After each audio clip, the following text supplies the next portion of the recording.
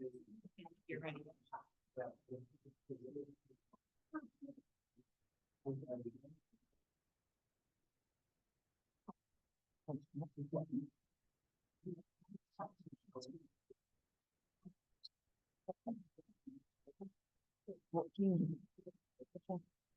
That's a good George, how do you job?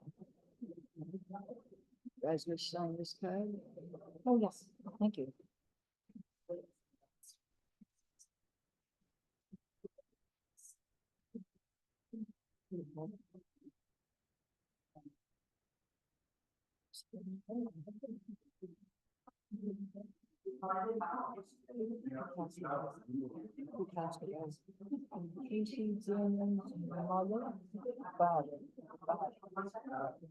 It is up in summer up on Bonnie Road, across the camera. Across the road from here.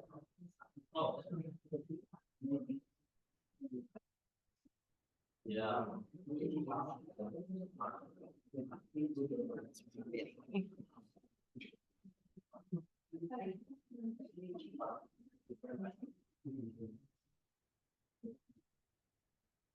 put you on my assistant. That was easy, I'll say that. Yeah.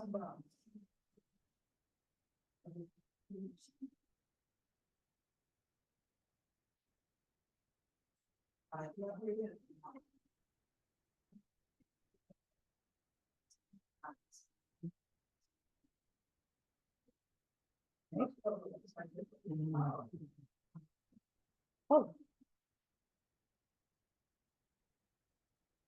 I'll take your oath of office back to legal state. Okay.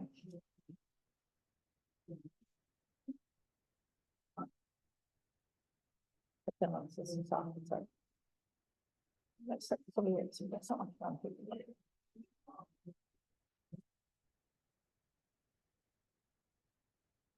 I just love it when the community comes together. All right. We're going to start the meeting. I'd like to start with the Pledge of Allegiance, please. Something new. Yeah. I pledge allegiance to the flag of the United States of America and to the republic for which it stands, one nation, under God, indivisible, with liberty and justice for all.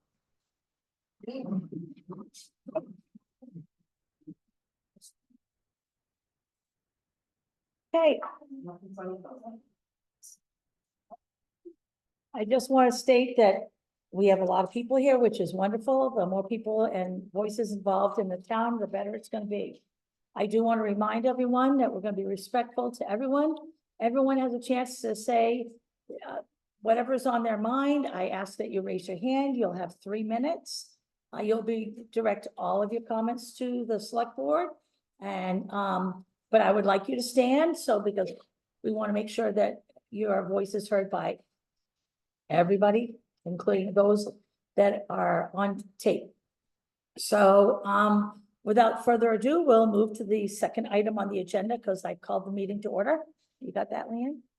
All right. First item is elect the chairman of the board. I nominate myself. Did you rush? I was gonna nominate Sue. Because I know you hate it. Maybe change every year, whatever. I don't mind staying, but I don't want to do it next year. I'll accept the nomination.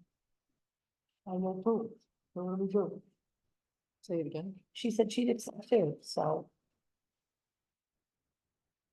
What happens? How do we proceed?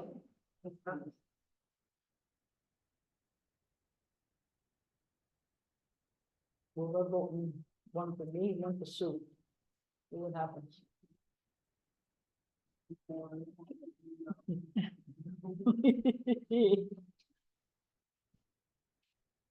Wow. Going.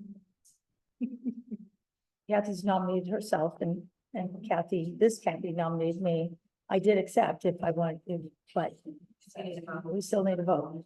So do we have both nominees and we'll see what happens or what? Okay, okay. Kathy is interested and has nominated herself. Is there a second?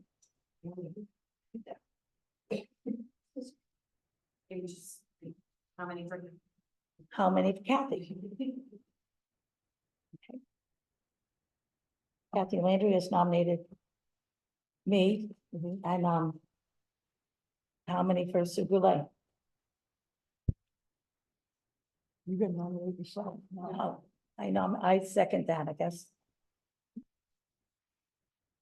Okay. So it stands, yes? I can't pass the packet. All right, determine meeting times and dates.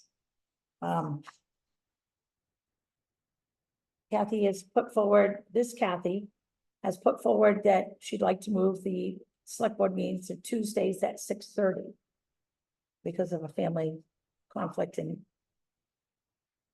some things going on and work.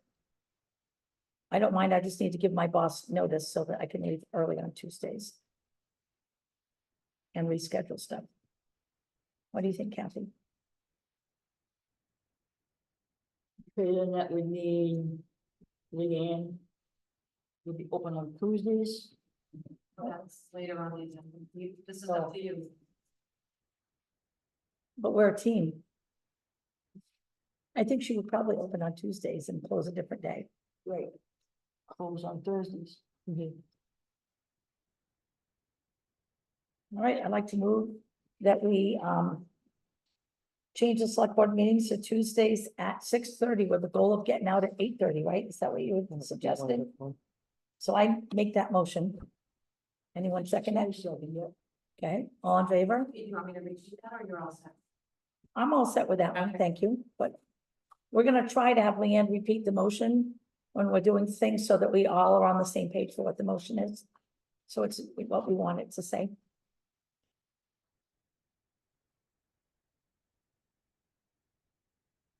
All right. So everyone got that? It's gonna be Tuesdays at 6:30, same place. All right, approve the minutes of June 15th and fee schedule hearings and the minutes and for June 20th, the select board meeting. I do have a comment and change for the select board minute meetings. Being that you weren't here and it was Kathy and I, we made a motion, when we got to the road report that we wanted, because the budget had been cut so much, that we wanted to monitor the funds so we can get a good plan in place. And so that we could, stretch the money as far as we could go and, kind of fine tune it to exactly what we need for, the priorities. The roads are in the worst shape. And, so, but I don't think that the motion reflected that. We talked about it afterwards, but I think the motion was just that we weren't gonna approve any funding, and that was not the intent. The intent was that we would approve funding when we had a plan. And we knew what it was, so that we knew, here's a town meeting, our budget for roads got cut severely. They didn't go with what the select board had asked for. So we really need to monitor because we don't have a lot of money to spend. So was looking for a honed down plan and what the cost would be for these projects to see how far the money would go. So that's what our motion was supposed to look like, but that's not how it came out. So in other words, Bim's, his budget is froze for him doing any work until we come up with a plan. No, we don't. We have a road committee, so we're Right. hoping that So is that? him and the is that- road committee can come up with a plan, and say, holy cow, this is how much money we got. How much is it gonna cost? What are the priority roads, which we know Pratt Hill's one of them? And how much is it gonna cost to get Pratt Hill ready? How much is it gonna cost to pave it? What's that total cost? What are we gonna have left? Right, okay, so what I'm getting at is, say if there's a tree down in the road. So part of that That motion, happened this week. absolutely. And so we talked about that, but it wasn't part of the motion. So that's why I wanted to amend it, so that emergency stuff like a tree, if that's what they're supposed to be doing, that they'll be able to be dispatched to go do that. But it wasn't a part of the motion, even though we talked about it here. It wasn't until after the motion. See, everybody thought it was. So. All but us, because we knew, we said, well, if something bad happens, we want them to take care of it. We just were more concerned about the plan that, And with the nobody let- lower amount. So did you let them know what this was all about? I Because did there was not, a tree down on the garden road Friday night. right, I didn't get that message till Sunday, because I was away. Yeah, because you didn't call me back. Right, because I didn't get any of the messages, those two messages, yours and a gentleman from, Darrington Road. Okay, so the tree had to be taken care of and was Ben, he took this the wrong way evidently, and I did too. That to call you, just when I tried to call you.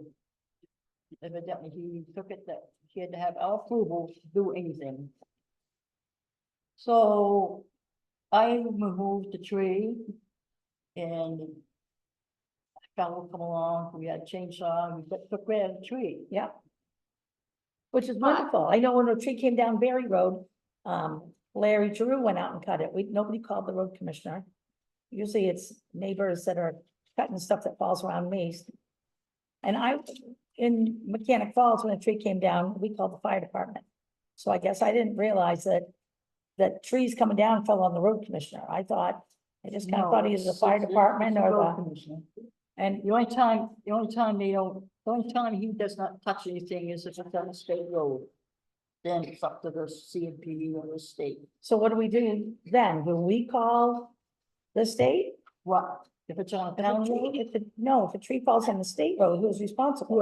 whoever comes up to it, DOT or CMP. But what if Lenny calls Sue and says, there's a tree down 219? No, we ain't got no jurisdiction on 219 or 140. So we just let it sit there till the No, they state just finds call. it? Who does? Whoever finds it, whoever comes onto it first. That's what I mean. Wouldn't they call us? Because obviously, no? Nope. You call either the sheriff's department, they could call 911, they get a hold of somebody. Okay. They're responsible for our roads. Lenny, I have a question. sure. Having been, chair of the ordinance committee when we worked out the administrative ordinance, I'm curious if something's changed. The way that we wrote it, all committees is advisory to the select board. And the understanding would be that, like, in the road committee would make suggestions to the select board, and then road commissioner is responsible to the select board, who would instruct the road commissioner. This is what happened. The ordinance committee, the road committee and the select board met a few years ago. The road committee would not hear that they don't tell the road commissioner what to do. And it's already been a problem. A member of the road committee went to Jim's garage and tried to tell his crew what to do. Well, So the yeah, select board needs to clear this up, because the road commissioner being an elected official is different from a committee. okay, And it's just causing can of worms if you don't do it in the right order. okay. Road committee recommends to the select board tells the road commissioner. It's never gonna work to have the road committee and the road commissioner try to do it. So I just want to respond that at the last time we'd heard from Bim, he'd asked for all road calls to go to the, go to Brandon. And suggestions and problems to go to Brandon. So I am sure that's why Brandon or the crew was contacted, because that's what we were told to do. What you should be doing. No one told him to contact the road crew. The road committee person. No one told that road committee person to go. We haven't even had a meeting yet. No No, kidding. this road committee person took it upon himself to go Okay, to Jim's crew thank you. and tell them what to do. Okay, thank And you. that's the kind Yeah. of problem we had several We- years ago when the road fell. Yes, and could you stand up, please, and tell us who you are? Diane DeWatsky. Thanks. Yes, you are correct that the road committee is advisory. However, with that comes the road committee, the road commissioner works together for a plan, presents it to the selectmen. The selectmen review that, the selectmen with the road commissioner. The selectmen make the final determination of what occurs in the road, is what the ordinance states. No, that's only the big ones. Hold on, we're gonna remember, all comments come directed to the select board, please, okay? So we would like to amend that so that we are, that there's an understanding that for right now, because especially since town meeting, the budget got drastically cut, we need to make that money last. And if we look at Vim's budget, there was like no money in there for Pratt Hill this year, very little. And Pratt Hill needs to be a priority road, so, and with him out, we really felt that the road commission needs to get back on track and working all together so that we can get these priority roads narrowed down and carefully spend the money that we have and know where it's going and how it's being spent to get as much done as possible. And if something bad happens, like a tree down, a washout, a hole in the road, a gravel road is so desperately, nastily bumpy and it needs to be graded, then it should be done. I know it's a long motion, but if there's something that needs to be done, that's a crisis, it needs to be done. And that's the top priority. Brandon did do that this weekend. Wonderful. Yeah. And thanks to the road crew, because they moved the sign out back. This is the speed sign is here, the one that we talked about before.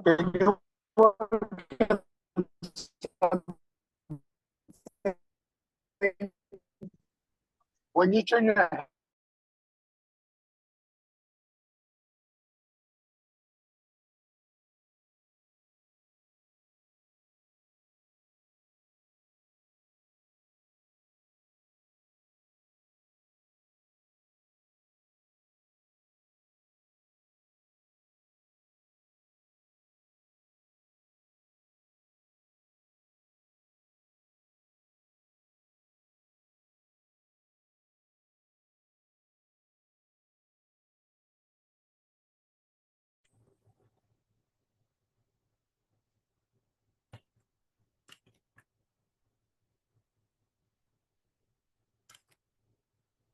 Leanne, the town computer got muted. Keep losing internet, sorry. Another priority, so true internet that actually stays. So, You can make a note. You can make a note. Explaining the intent, right?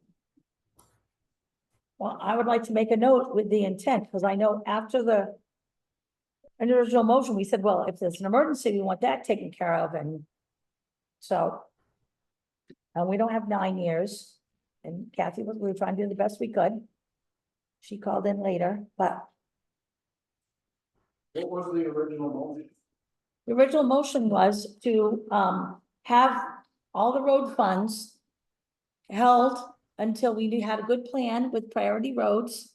So that, because the budget was cut a lot, and we were looking at the budget and money's everywhere. So we wanted to hone it down to see what was gonna be the priorities so that the money went exactly where we had to have it.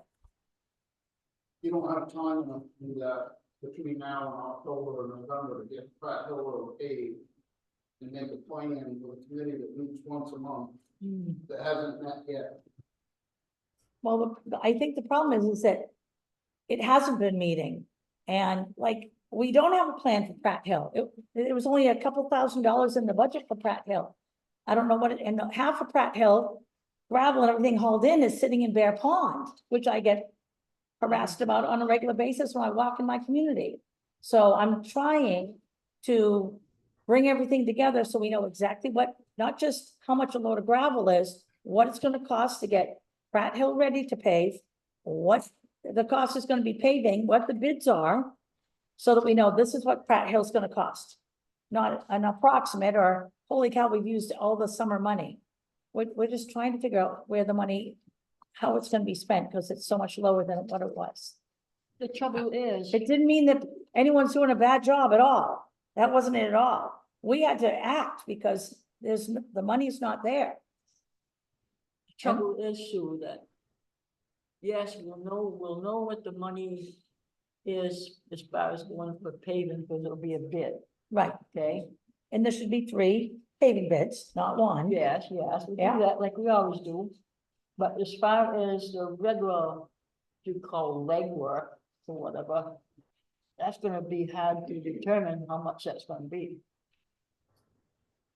Like digging rocks out, Right, and it has to be dynamite done, and you don't know how many loads of gravel it's gonna take here and there. well, how does any other town, Diane? Realizing,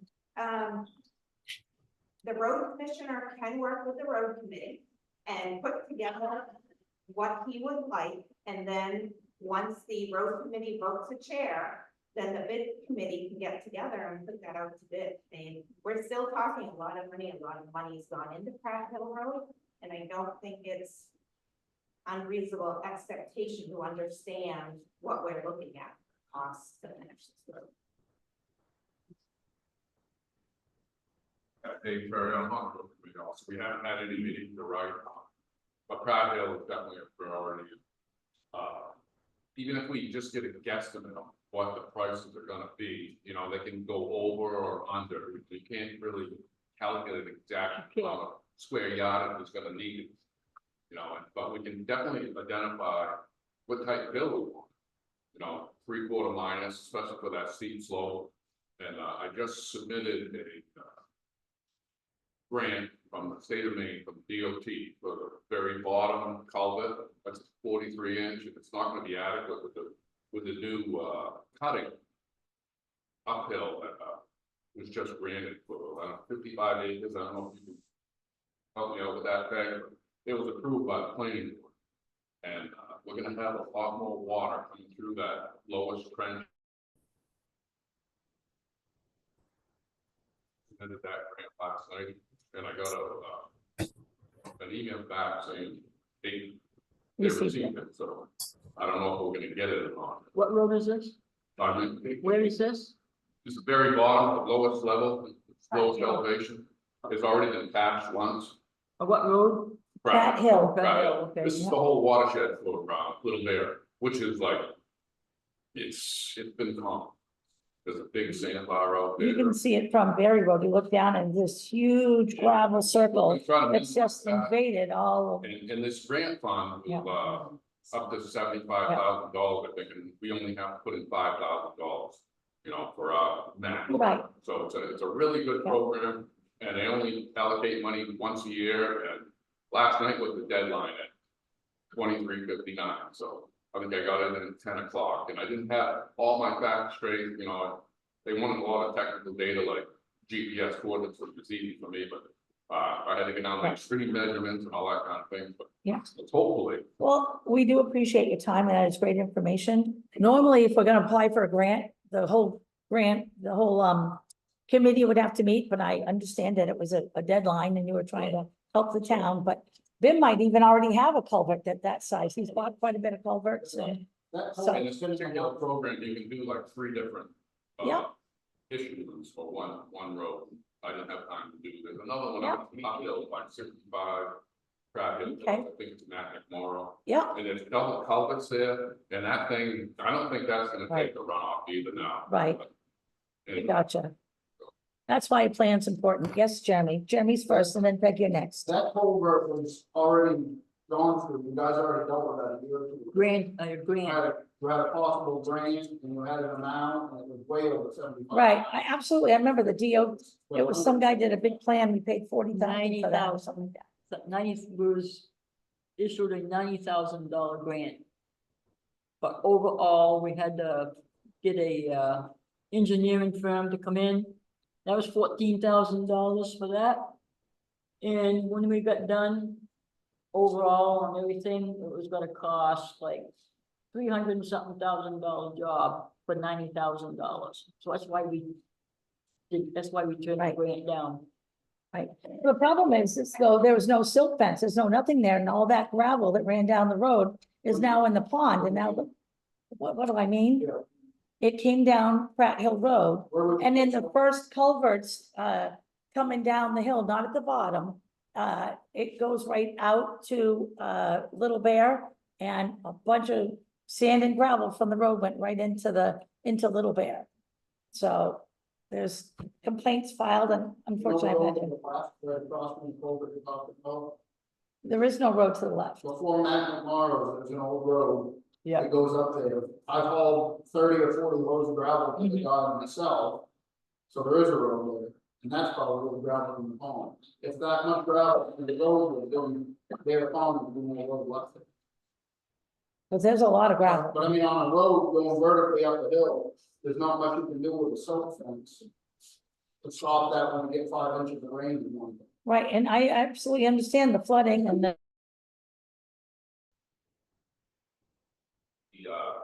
Access, so apparently one of the, different roads opened up from Pratt Hill. And it actually, that road actually goes all the way to Church Street. So, common sense would say, don't open it up from Pratt Hill going uphill, because it's gonna drain in. The one coming from the Church Street side, and then you wanna cut 55 or 65 acres. Please have a contingency plan that is gonna have buffer zone, so that runoff water just doesn't come directly downhill. But the planning, I'm just saying that you referenced the planning board made a decision. because a permit was issued for this guy to cut off of Pratt Hill Road. What do you mean cut? Don't you, I'm No, it has to be within 250 feet of the shoreline. Yes, we didn't say it was shoreline. What? We didn't say it was shoreline. it's watershed, it's the Okay, watershed. I'm just saying, we don't have any decision making in the, whatever the permit was given, I'm just saying, I'm just clarifying that piece. We do 250 feet. And we will. Okay.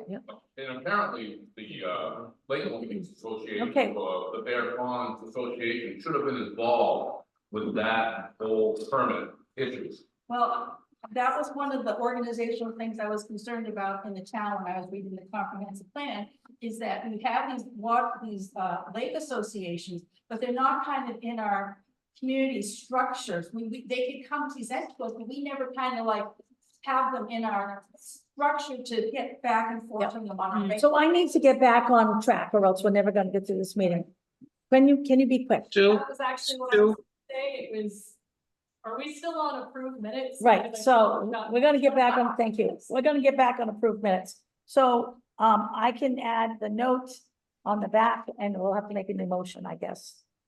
But we definitely want, under the minutes, our intention, as we mentioned during the meeting, was to make sure that any critical situations are taken care of. But that we needed a good plan so that we could make our money that everyone voted for at town meeting, last and know where it's going, not after it's spent. Okay, so I will write that in the minutes, and we will, When are they gonna meet? Planning board, I mean, it's on the agenda. So what do you want me to do? Sign this or write it out right now? Are the minutes wrong? Or you? The whole intent of the motion's not there. emotion is wrong. No, it wasn't, because I listened to it 5 times from the. Not tape. that, but I mean, The intent of the motion. I'm gonna approve the minutes without the change to it, okay? And I don't want to take the time right now to write it all up, because I want to keep the meeting moving forward, do that after. okay?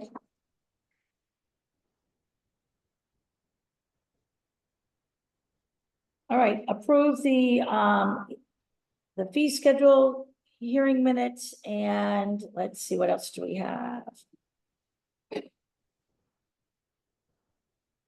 I think that's it. So I would like to make a motion to approve the 2024 fee schedule hearing minutes. All right, all in favor? Okay.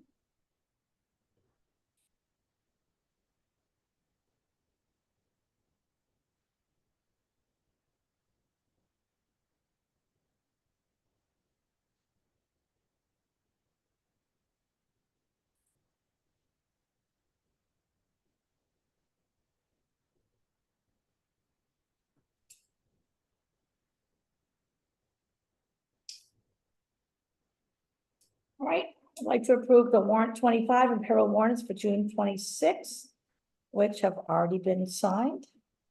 Second, Right. All in favor? Pass that back, Jim, please. Excellent. Reports. Thank you, Leanne, for sending a message out to our RSU representative.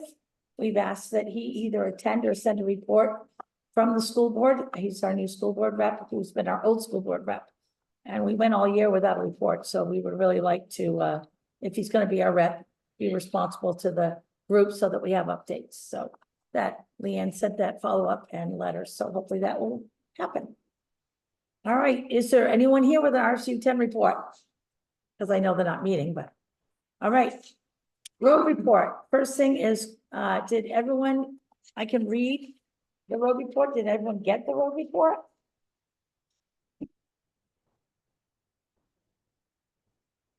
So this was submitted just before the meeting. It's from BIM. Sorry, I cannot make it to tonight's meeting, but plan to be at the next one. Up to date, Brandon has done shoulder work on Darrington and Davenport roads with the skid steer. I ordered tar patch to do FEMA repairs on Church Street and Town Farm, plus other potholes on Gurney Hill and other roads as needed.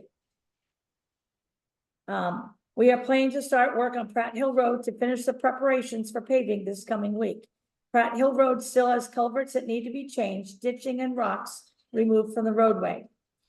The paving of Pratt Hill Road should be put out to bid so we can get locked in before winter. I will work with Leanne on specifications for the bid package for that job. Contracts need to be signed before we can start working. I've spoken to Jeannie Simmons today from FEMA, and we'll have the rest of the information she needs next week so she can get this wrapped up.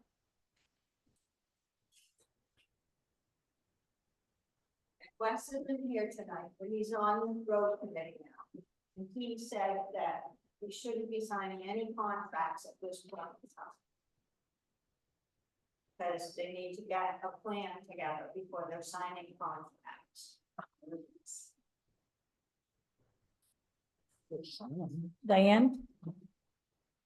Just a question regarding the road report. It said he put in that he will be working with Leanne for specifications for a bid package. Well, in our ordinances, the bid committee that's made up of the chair of the road, the select board committee, and the road commissioner, they will work together to put in a bid package.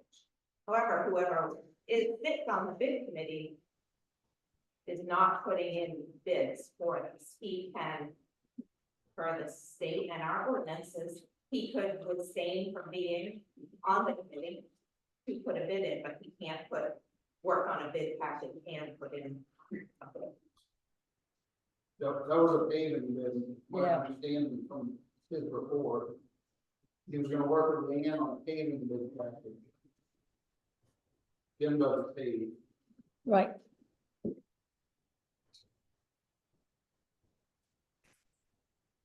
So I guess I know in prior meetings, I've asked why we get, and I'm so glad you're here, Jeremy. Why we get a price list and it's a contract, and then at the bottom it says that this invoice will be paid as accepted, as written, whatever that is submitted. And so, my concern is it's not really a bid, it's a price list. It It's says, an hourly list of every piece of equipment per hour. right, And it's something that MMA recommended that the town do, so that there's some sort of contract between the contractor and the town. That entire thing came from MMA in the town, nothing to do with any of the contract. But it's been there for 10 or 15 years. so how are we as a select board supposed to know how much a road is gonna cost? If we just get a price list? I mean, does every town just say, okay, we're gonna pay whatever this is, whatever many hours you submit. Here's the price list for the two groups that are gonna do it. And yet we only have this much money. What if we go over that money? Or what if all these roads are supposed to be done and only 5 roads are done? And they're not the priority roads. but we need these to tell us how much they get per hour on each piece of equipment. That's all this is. What are we bound to just use these two? What if we want to do a bid out for a big bunch of gravel and we want to put it out for 3 places or whatever, and they haul it too? I just want to give everybody an opportunity, and I mean, I've just never seen a contract that's just pricing. Lee, you were first. This is something that was decided with the select board, the ordinance committee, and the road committee together to use this type of bid, which is basically an hourly bid. And this is how the town of Buckfield does it. We did not reinvent the wheel. When we decided to do it this way, we actually did what neighboring towns are doing, because this allows this allows the road commission the flexibility when he's got a culvert that's only gonna take a half a day. He knows which guy has equipment that can get up there and do it for that day. Right, but one is the road commissioner and one is Jeremy. Those are the people that work, I mean, are there no other people? Ordinarily, we had at least a couple others. Maybe that's the only ones who turned to these. Did we send a request out? Do you know? To people? See, this is why I think the road, the road committee. Well, I'm just thinking the road committee could have put out something to the area folks and said, this is how we want your pricing. Could you please submit this? But I don't think that went out to anybody.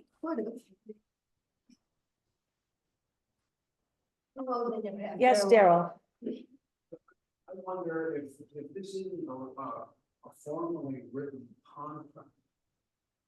How does the town deal with liability issues? If you have a formal contract for a certain project to be done, then the contractor doesn't sign that, does the job. If there are issues, the contractor is liable. If there isn't a formal contract for the work to be done, the town becomes liable. So it seems to me it's a slippery slope to have a process whereby the town ends up being totally liable for something that doesn't get done properly, or says there's some problem. Yep. So. Well, and right now, like the pond association feels it's the town's fault because all the gravel, and they believe it's coming from the road, has gone into the pond. So, you know, I live on the pond, so I'm getting a lot of comments. I can't even walk around my pond without someone saying, how did you let this happen? So it's a little concerning to me. Lenny, can you stand, please? Oh, I'm just trying to project voice so everyone can hear you.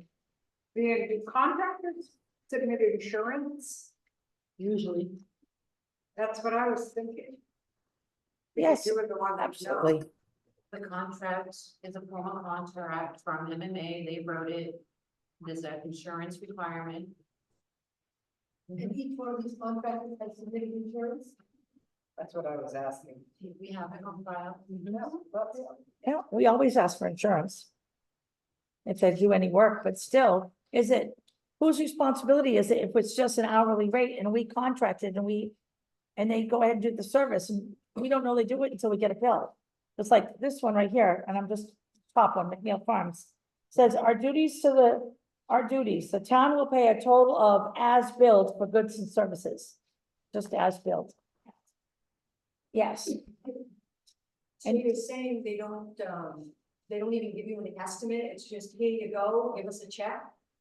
There's no estimate? Right. Beforehand, there should be at least somewhat of an estimate of how many hours they're gonna need that equipment, how much fuel they're gonna need. That should be an estimate that's given to the select board. Which is what- And not just Yep. free range of money.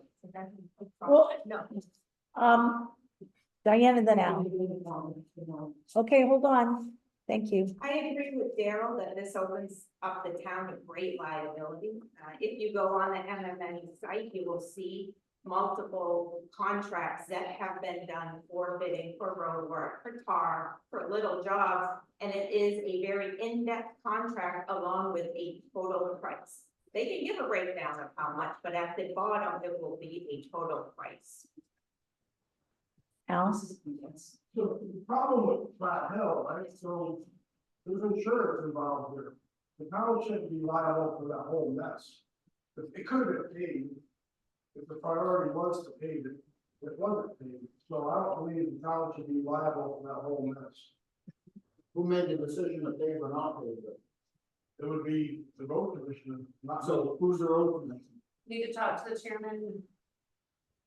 Well, anyway, that's what I think it should happen, and whoever was in charge of that road to do it should be liable. And that's a slippery slope when the road commissioner also submits his own bid, that's for sure. Because then I feel like if he makes a decision to hire his company, and then the company makes an error and it's a road commissioner, that's our all of our responsibilities. Yes, Isn't it a conflict of interest for the road commissioner to have his company doing the work?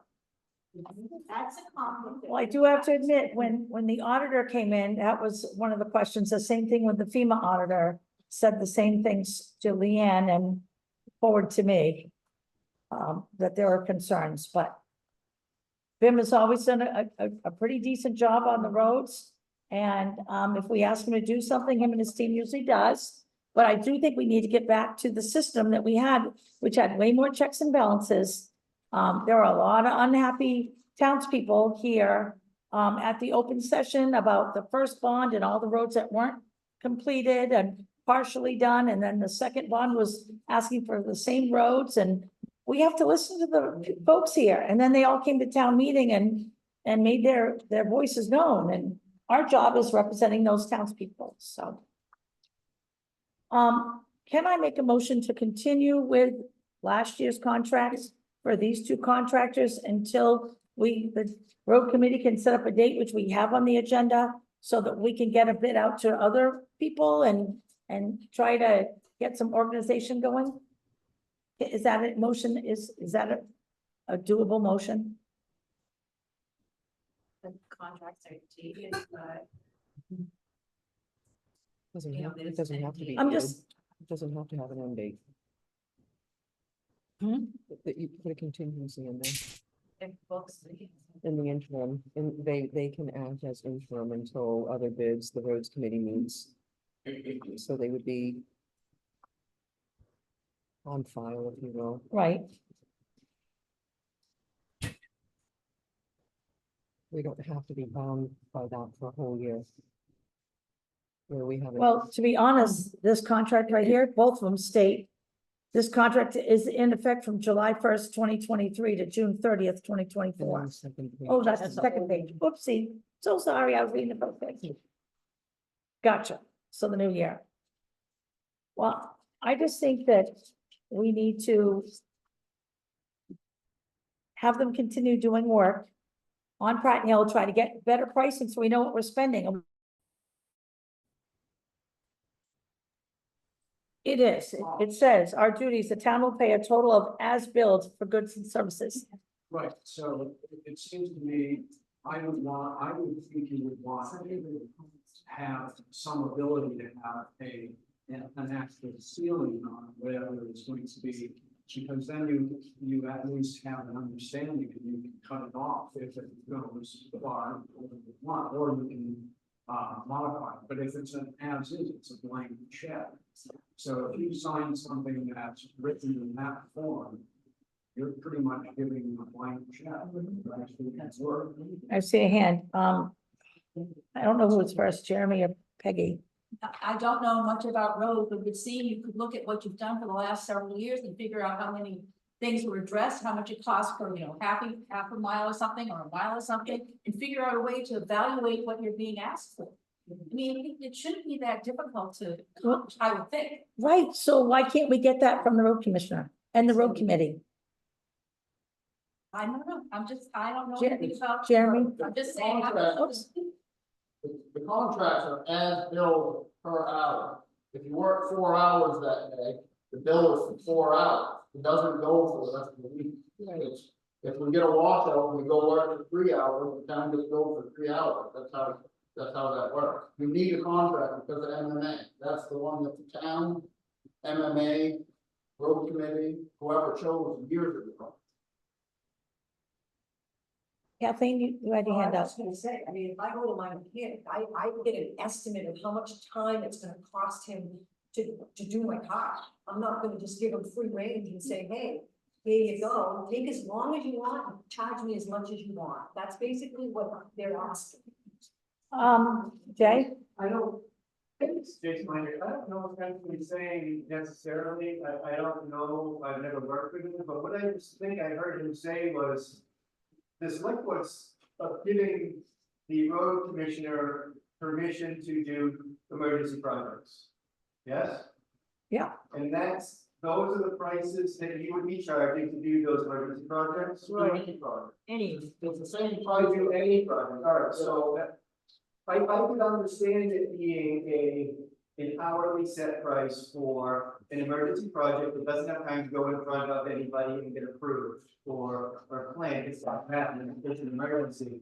But I've been in this myself 25 years, and I have to bid on jobs that are a year out, and material prices go up and down all the time. And we win jobs by $1, we lose jobs by $1, where it's very competitive. And at the beginning of the year, we start our bidding process just to keep enough work to keep the guys going, because we know how much money we need to make. And then when we hit that mark, then we start adding the cushion to it, okay, now we can start making money because we have work, you know.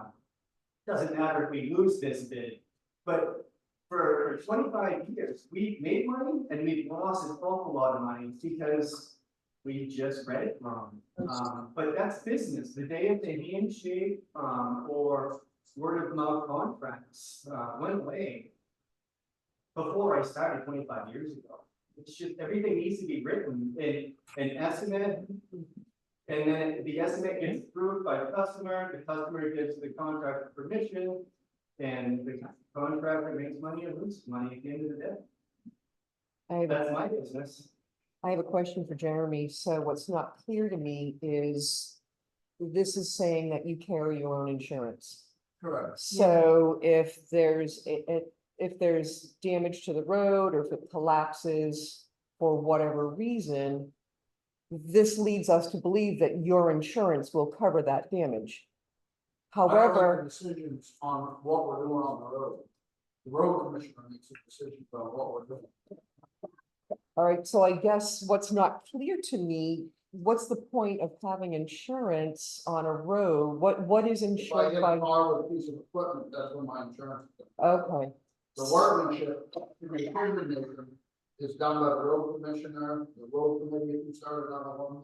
It's a liability insurance. okay, how come a contractor wouldn't carry that to cover their work? I don't understand If that. it was a whole job, a whole bid package, the contract would cover. Okay, and that's not what's displayed here, is my understanding. Okay, this is just telling what they get per hour. right. Right, but it still But leaves the that's whole town different to liable me for than what all a the. contract is, so there's a little bit of contradiction here from what you're saying and what we need. If I'm following That's you, what MMA recommends. Town to do. okay. So the town, Every time anything happens, my insurance hears about right, but the it. town, The town's never really liable, MMA sends everybody running off, just like Julia Sampson's property, my insurance company's been in contact about that.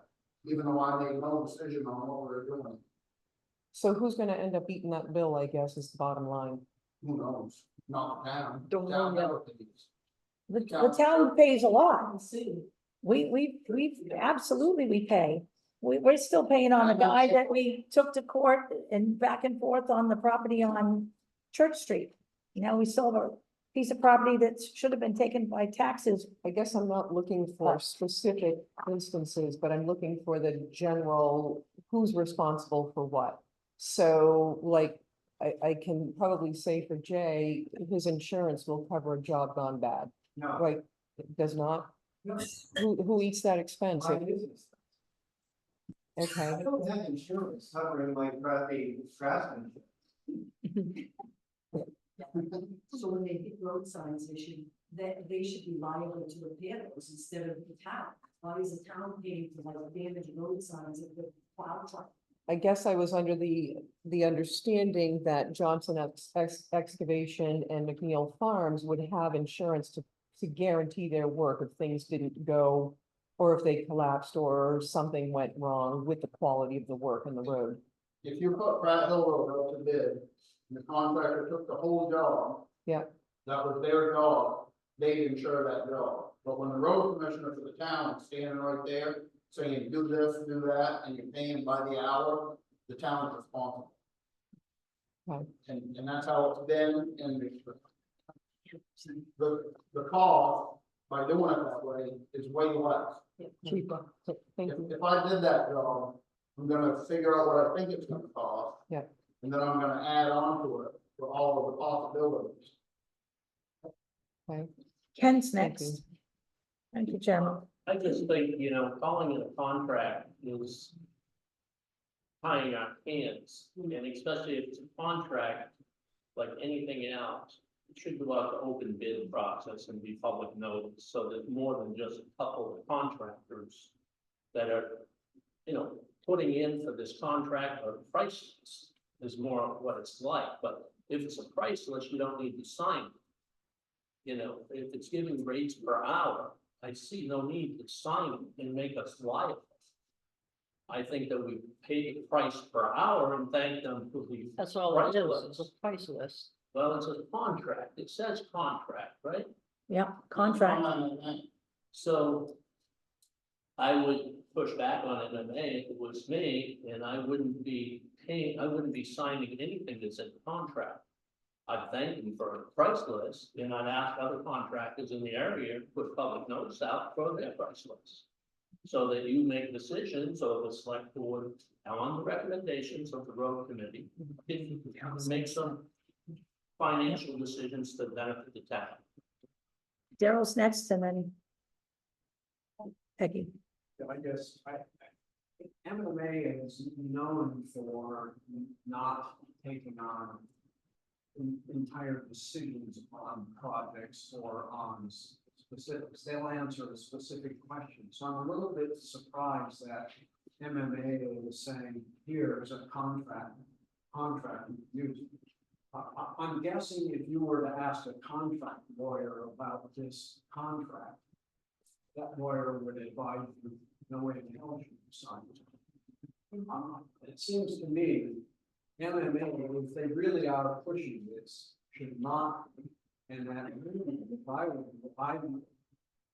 I would want to know what MMA thinks about that before you did any kind of signing it, because it just seems like anything but a contract.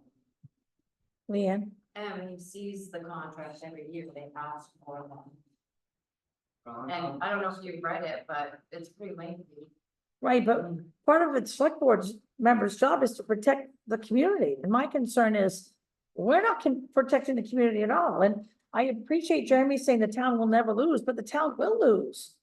If we are the only ones taking responsibility for decisions we don't even know that are happening, including this whole Bear Pond thing could be a fiasco. This thing on Pratt Hill where a road was built on a non-distinguished right of way that wasn't marked, and now this guy wants to sue BIM or us, and I'm concerned. I'm concerned when I hear this out there, because that's all of us that pay that. We have to pay the attorney fee to defend ourselves, and yes, we might have some liability insurance, but my job here is to protect and serve the constituents. And they certainly made a stand at town meeting and prior to that saying, we don't know what's going on. And why are we spending so much money? We don't have the roads done that were promised. That's all I'm trying to do. Lee? Yes, I'm worrying about this, this Bear Pond, sandbar that you're talking about.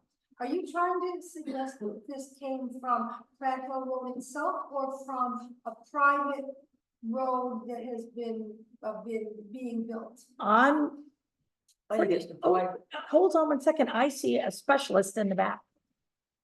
Would you explain who you are and what you do for BPIA? I actually live on it. And I am the chair of the Development and Protection Committee of BPIA. So I've done my homework, I'm going on the next one. From what I've seen on Pratt Hill Road is because it's been left undone for so long. Last winter, I actually saw channels going down Pratt Hill Road where the dirt has just been going downhill. Where's it gonna go? It's gonna go downhill. I saw it in ditches, I saw it clogged culverts, and then this spring, I saw it in the Little Bear Pond. And I also remember 2018, we went to a town meeting right over there, and I said, there's this delta forming right in front of our property, coming from Jones Drive. Because those culverts have not been updated forever. So with the storms that we've been getting now, it's, and I'll say, it's not from the watershed. What comes from the watershed is phosphorus. And when there's a lot of sand and that phosphorus coming in, that's when you're gonna get your algae, and that's when you're gonna get your weeds and your grass. It's the banks on the sides of the streams that are just getting flushed into the pond because those culverts can't handle the rain. And it is also from the dirt coming down Pratt Hill Road and ditches can't handle it. I think I had my wife showing you some pictures of Franklin Road heading over to Farmington. Proper drainage with riprap all over the roads. That's what you want to do. Because it slows stuff down, it lets off that debris, it doesn't end up in your ponds. And I know for a fact, this is a fact, that the taxes that have gone into the town have already been decreased because of those deltas. We pay $238,000 a year just on Little Bear Pond alone in taxes. I know for a fact.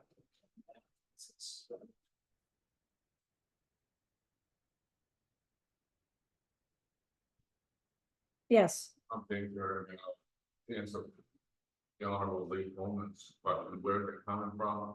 It's definitely from, Pratt Hill, one, there's only one. And, neat silt areas, and yes, they have to have riprap in some of the, ditching and some of the culverts, you know, to prevent more silt from coming down to the phosphates. And also the other one is from the private landowners, which you can't really do much about. But there's individual things going on too, but also, we also have a brand new clear cut in the watershed, and the vegetation doesn't absorb the water, and we're having inclement weather now, we're having natural phenomenon, Mother Nature, we can't do anything about that. What we can do is try to prevent it, so we're try to focus on that in the long term and make oversized culverts, so we have proof of when Mother Nature does just dump torrential rain. So we've got several different areas that need to be looked at. It's not just one single thing. It's not Right. just Pratt Hill and the road construction, but that is a major one. okay, so we're gonna move forward. What we need to do is figure out what we're gonna do with these contracts. I make a motion to sit on it for a little bit and weigh our options. Can we continue to pay them at last year's rate I would. until we, You got one getting cheaper? until we, I think take a look at the rates are the same as the- they're very similar, yeah. Same as last year, and I don't think you're gonna get any cheaper. No, I What that is. just think that, We need to look. Yeah. It'd be nice to, you're probably right, and if that's the case. I Yeah, would we like can't to, keep I would putting like to off on look this into job. damage control and who's responsible for a major collapse. If I'm responsible for damage control, the price of these jobs are gonna be way higher, like if you hire a contractor coming to do the job. But if that's my job, like the Pratt Hill or my job, that's the only job I'm gonna do. The whole thing is gonna cost the town twice as much as it's been costing me Because for of us. because of the insurance. Because I don't know how much it's gonna cost to do it. I don't know where the ledge is. I don't know where we're digging down in the road and they come to a mud hole. That's why I said we don't know There's too many exactly areas how much. to give us all the price on the road like that.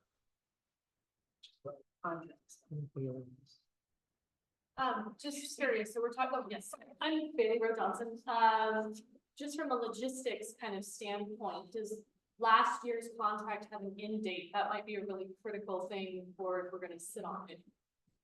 It does. They could Which just is say, why we're I- not doing any work. Right, on which, tomorrow. which is why we just mentioned we want to extend last year's contract while we look at this year's contract and open it up to other folks that might want to be able to do work. If we have a signed contract though, can you just unanimously extend it and have them honor that? I don't think that would be something that, I'm not trying to force you into signing anything, I'm a logistics person at heart, and I think about these kind of things. So if we're saying like, if their contract ends yesterday, is what it sounded like to me, was it July 1st, 2 days ago? Yeah. Next I mean, they could just say, we're not doing any work anymore because we don't have a signed contract with you. Look, it's really- Maybe just hire them. Yeah, you can't just hire somebody. Why your contract's expired. I have a question. If you do sign the contracts, does that automatically give Neopam or BM, well, that they're gonna start, like his road report said, he's gonna start on Pratt Road next week, And we have no idea what it's gonna cost us. and then we're paying by the hour? And they have no foreman down there to make sure that the workers are working. That the gravel coming in is the right kind of gravel. So I don't see where you're making any headway in holding anyone accountable. They don't have a foreman. They have nobody watching. I've been working with them probably for the last couple of years. I've been working with them. I'm usually on their job site wherever they go. Well, just for instance, who's in charge of them when they are working on the road and they leave their equipment running all day? And we're paying by the hour, and that equipment is only working a little bit here and there when the driver comes back and forth. I don't like paying for work that's not being done. I have never seen that happen yet. Well, I know of a case when it did happen. So, like I said, there's no foreman, there's nobody watching them, so they Like, try to do what they want to do. like fixing the road, on Gurney Hill with salted sand. Yeah. It's probably and not the Darrington best Road- way to fix the road, but. Darrington Road was shitting with solid sand.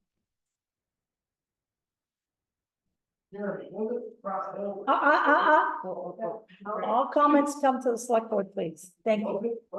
Pratt Hill, ready to pay last year? No. No, it wasn't. No, it's still forward to replace, there's rocks to dig out. I'm pretty sure it's in the report, I read it.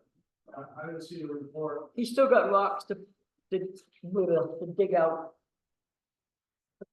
Well, the community is looking for accountability and some sort of watching of where all the money's going, because we say we're gonna do these roads, or like the budget that was submitted, and there was like no money in there for Pratt Hill, so, but now that is definitely a priority road, so.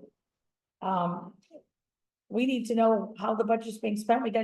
We're paying the bond payment very soon, right? November and April. So that comes out of the summer money, He has $100,000 in paving. account. just for paving now, Right. not prep work. And I saw another hand. Why doesn't the select board appoint one person from the road committee or a subcommittee to look at all these factors and present to you a plan with all the options? Because it doesn't seem like you're discussing this all now, but it doesn't seem like you've come together with a plan how to address it or what the other options. No, because we were waiting for the road commissioner to come back. We thought he'd be here at this meeting or be back to work earlier.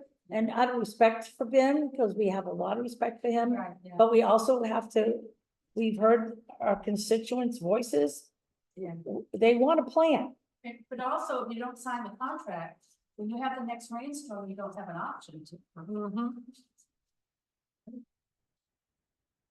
Yeah, I'll piggyback on my suggestion that we table this until the road committee gets together and review it and make some recommendations to the select board.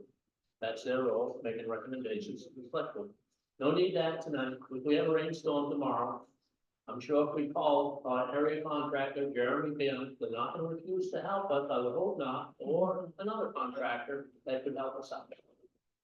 I'm not, Dad? but the town can't hire anybody without that contract. According to MMA, that's why we followed that for the last 25 years. Well, we can have a chance to talk to them and then before we sign something, it's on them. Was Pratt Hill included in our last one? Yes, Then that money should be there. So we Pratt Hill Road, right? What do you say? he wants, if the money was in the last bond, Pratt Hill Road was supposed to be done. I mean. So what he's saying is, Town meeting is if. On Winter Road, if there's a bounty of snowstorms. And they have to go out, then they lose their shirt. But if they don't have to go out, they go out with 3 snowstorms, then they make money. So how's that different from the bond that we approved for him? And what he said he was gonna do for work on that bond? I don't understand that.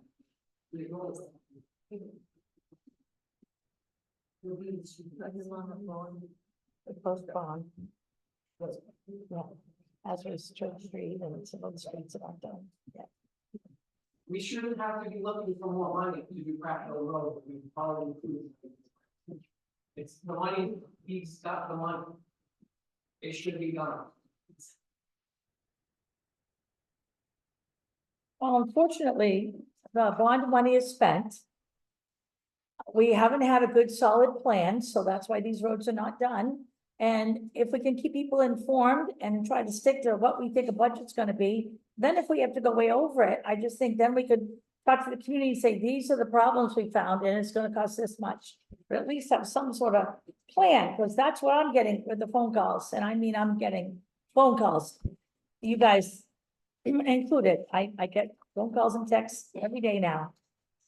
Yes. When is the road committee going to meet? Because Wes is on now, and he's been waiting to hear when they're going to meet.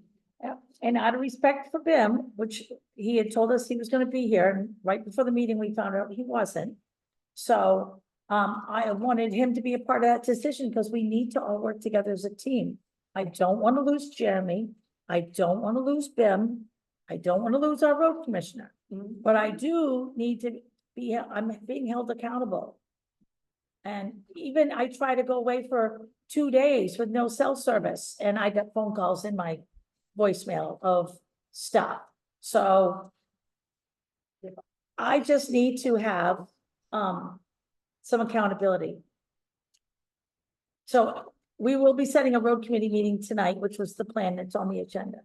So, and I think, how many road committee members are in here? Wes is not feeling well, that's why he's not. Yep, so we've got 1, 2, 3, 4, 5. I think Diane's an alternate, right? No, she's not. She's not an alternate. yet.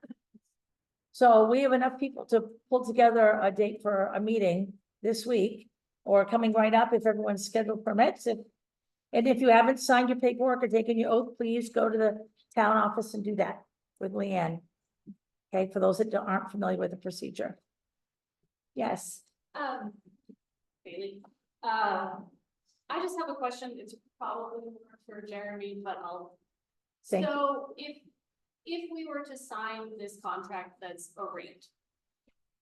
Is it also then possible to say for the bigger jobs, bid that out? And I understand that we've been told that that's gonna make it more expensive, but it also adds some protection to the town. So we could have a rate for emergencies and bids at a higher price, but with protection for bigger projects. Is that a feasible answer to kind of the conundrum we find ourselves in?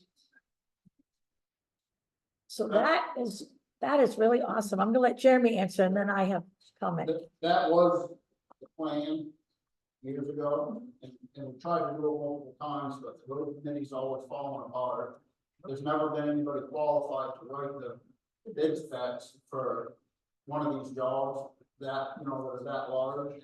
So it's ended up falling apart, and it's ended up being at this hourly rate that my hourly rate's the same for the town of Hartford, for your house, or anyone call, it's the same price per hour. The material list on there for the gravel and stuff, is the same price that everybody in the area thinking. Well, that's just how it's been like that for years. I mean, if somebody wrote a big bid spec up, and put it out to bid on a big project, it may work, but it has to be done by someone qualified. Wes is qualified, he worked for DOT for 42 years. And he is willing to even go to the state and talk to them to see where things should be. And like I said, he's not here tonight because he's not feeling well, but we have had this discussion. So that is what he wants to do as part of the road committee. So he is qualified. Yeah, I believe that. Daryl?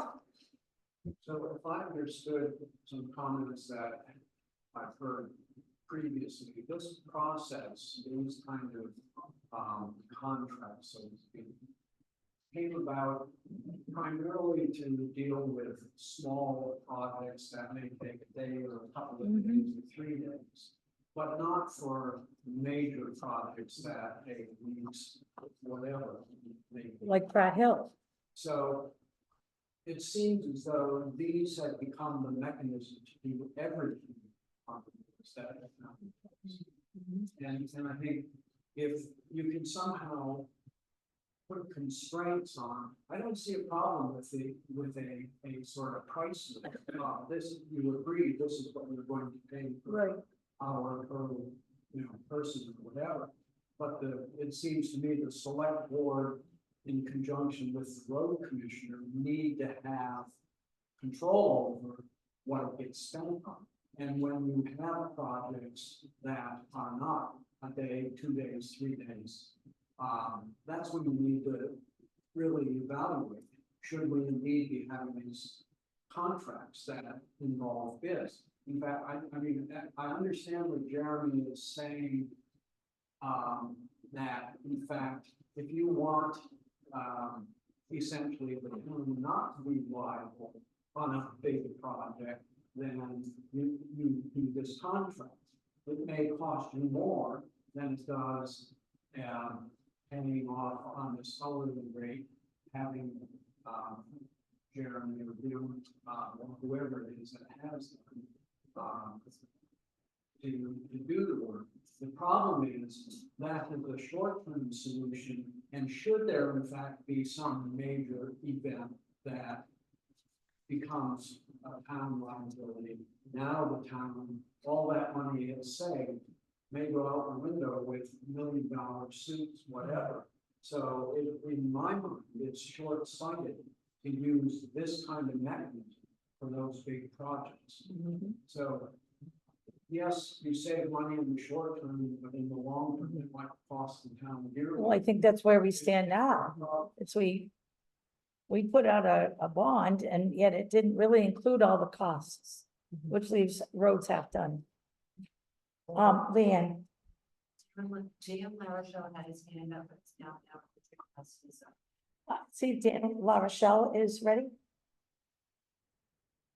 Hey, Dan, are you here? I understand you had your hand up. I apologize for people in front of you. Yeah, that's okay. Yeah. I'll just make a quick comment. I mean, there's a lot of conversation about the the minimal amount of subcontractors we have, including Jeremy and Bim himself. But then the town needs to even consider the quality of work that's being performed by these people. From my understanding, the road commission, we pay the road commissioner for his knowledge. That should be a consideration for the select board too. And, there's been a lot of complaints up here on Sam Manis Road about the quality of work. It's just, I just think I would put that out there, as far as other contractors, there are better people if the price may be higher, but at the same time, you won't have to worry about that project for years to come versus, getting these washouts all the time. That's just all I have for comment. Thank you. And we have Richard also. Richard? Good Yes, evening. can you hear me? I can. Well, my opinion is that with the weather we have around here and the hills and dales, I think trying to make a 5-year plan is completely ridiculous and an absolute waste of time. And I don't even think making a 2-year plan makes any sense. Dennis, did And you that's have- my opinion. Thank you, Richard. I thought I saw a hand back here behind Lenny. No? Al? When you start these build projects, you need a beginning and then you start tearing power out of the zone, we do it quite often. You need a beginning and you need an end. You can't just pull it out and then say, well, we're gonna go do something else. Build, we're gonna walk out. That's just the way it is. So we have to have. I absolutely think you need a plan, because these storms are only gonna get worse, they're only gonna start dragging more dirt down into that pond. So if you don't know how to deal with that stuff and do the correct things on that road, then you're gonna have problems. So you have to plan ahead, you can get some education on how to fix that road properly. That's been 25 years. That sandbar in front of my house, when I first moved here in 2015, was at new level. I walked out on it this spring, it's 2 inches above my foot. Was it making over up? It doesn't matter, that sandbar is still there. And that dirt comes in because those streams have been compromised, you know, all those, the banks are washing all their dirt. And it's channeling right in front of our house, so those have grown last 9 years. Yeah, they might have, but they haven't always. It's grown exponentially over the last 9 years. Thank you. All right, we're gonna move forward. I believe you had a motion, Kathy? I don't even remember what it was. What's that? I don't even remember what it was now. Kathy had a motion that said, that we would, continue the old contract, but table the new ones for right now, so that we could work on a plan and, No, she motioned to sit on it and weigh out options. but still cover emergency stuff under the old plan, right? Unless you're declining. What do you wanna do, put it for a month or something, and then? Well, we're hoping the road commission, the road committee will get a meeting set tonight, that's the plan, and a quick one to get going with a date, hopefully next week, and really hoping that Bim will feel up to attending and we can start making assignments and We want to be. And fair helping. And not. Is this just for emergencies, or do you plan on doing something on Pratt Hill Road? I mean, Pratt Hill Road would have been done if we didn't get 5 inches of rain 3 or 4 different times. Last summer. And have other issues all around town. But I think we would be able to tell more after the first road committee meeting. I think we really need to have some input and some advice, and is that fair? It's fine with me to just do emergency work. I mean, we ought to sign something, you know. Like, per hour, it's per hour anyways. If you call for 1 hour, that's what you get billed for. if I were to take your 2023 contract and put on to extend it through the end of July, Yeah, that's fine. and I can get that typed right up and have you guys, have you sign it, and, oh, I can do that. Yeah. I'll have to make a motion on it. One line and then. Just so that we're not left with nothing. Yep. And emergency stuff too. All right, are you sticking with that motion, or are you making a new motion that was never seconded? It was never seconded. So can you read the motion back to us? Kathy motion to sit on it and weigh options. And then we had all that input. So I would like to make a new motion that we sit on the current contracts until the road committee has a chance to meet and come up with some sort of organizational plan, which they can do quickly with Bim's help and Jeremy. And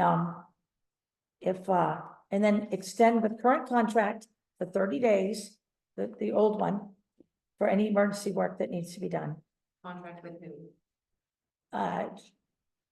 Johnson Excavation and McNeil Farms.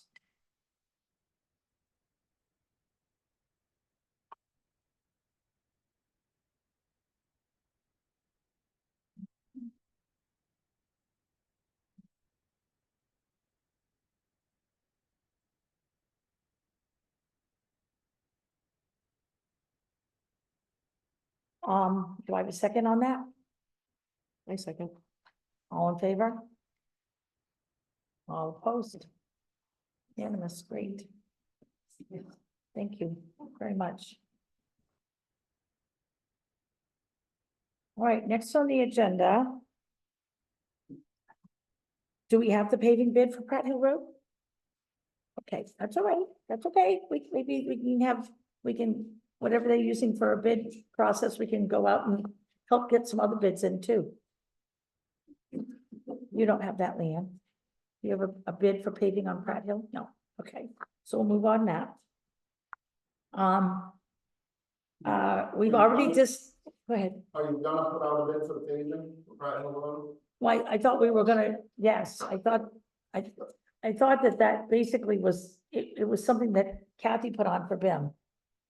That was paving for Pratt Hill Road, so I didn't know if, and it says bid, so I didn't know if, So Jen and Leanne and Kathy are gonna work on. It's just getting one together to send out to the paving companies. right. Well, and hopefully we can get the person, your husband, Wes, to be a part of that too, because he's really good at that. Use good skills, yay.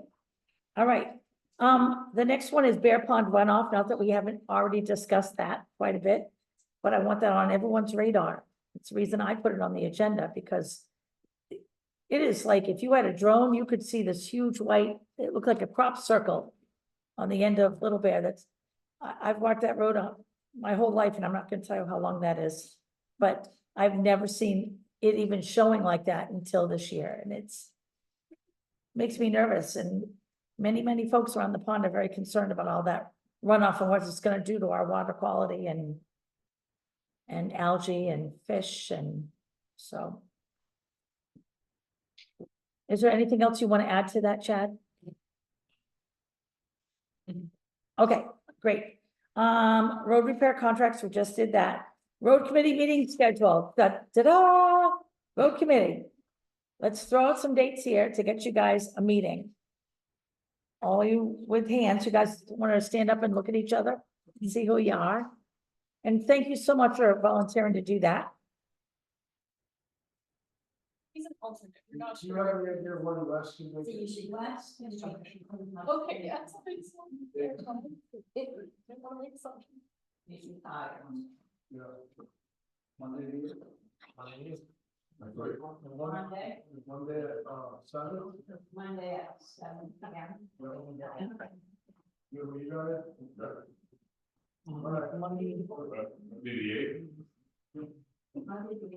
Monday, the 8th, at what time? 1900. 7 o'clock. Does that work for you? Excellent. And the role of the alternate, because if they don't have enough people, you're in like Flynn. So it could be any one of those meetings. We appreciate that. We love newbies. Monday's the 8th. I know. Well, it could be handling emergency stuff too. I don't know what the rain's gonna be. I've worked with, let me get off the subject, not to talk to you, but I worked with Jerry on Tucker Road, and the base of Tucker Road used to wash out all the time. And we put a big culvert in there, and that was mine and Jim's idea, and then Jeremy blasted on Tucker Road. That bottom, when you see the water coming across, that was where Tucker Road was. We lifted that thing up at least 4.5 feet. We have never had another washout there again. Good job. And it was washing out every single year. Yep. All right, quick, and then we're gonna move on. Yeah, I just wanted Jeremy would come next Monday at the. Oh, yeah. Because I really enjoyed what, I'll come and sit. That'd be great, thank you. Okay. Next Monday, you got that on the schedule? Thanks. All right, constable report. I know I saw our constable, hey, It'll be about 28 mornings in about 3.5 weeks. And nobody came back on Sunday morning. I did leave a couple notices on people's windshields that were not actually stickers for their cars. And I was questioning whether like they're skewing the numbers a little bit, that you know, making it from a plate to a car, from a car to a car. But some people talk back, but nothing major. Send you a lot of pictures. yes. Yeah. Numbers, and that's what I got. Steve, could you stay standing? Yep. So Steve brought something to my attention that's going on, a good chance it's going on in that parking lot down there, off hours, and during beach hours, type beach hours. There are some possible dealing of drugs down there. And Steve has already notified the sheriff's department. He's keeping an eye on it. He knows he's got pictures of the cars involved. When they see him, they often will leave if he waits any length of time. And so I just want you to know that we are keeping an eye on that, and it's already been reported. So thank you, Steve. Thanks for all the pictures of everybody's cars. I'm watching you. I don't have time. Okay. Is there anything you guys want to add for constable report? Excellent. Code enforcement report. Did everyone read that? Yes?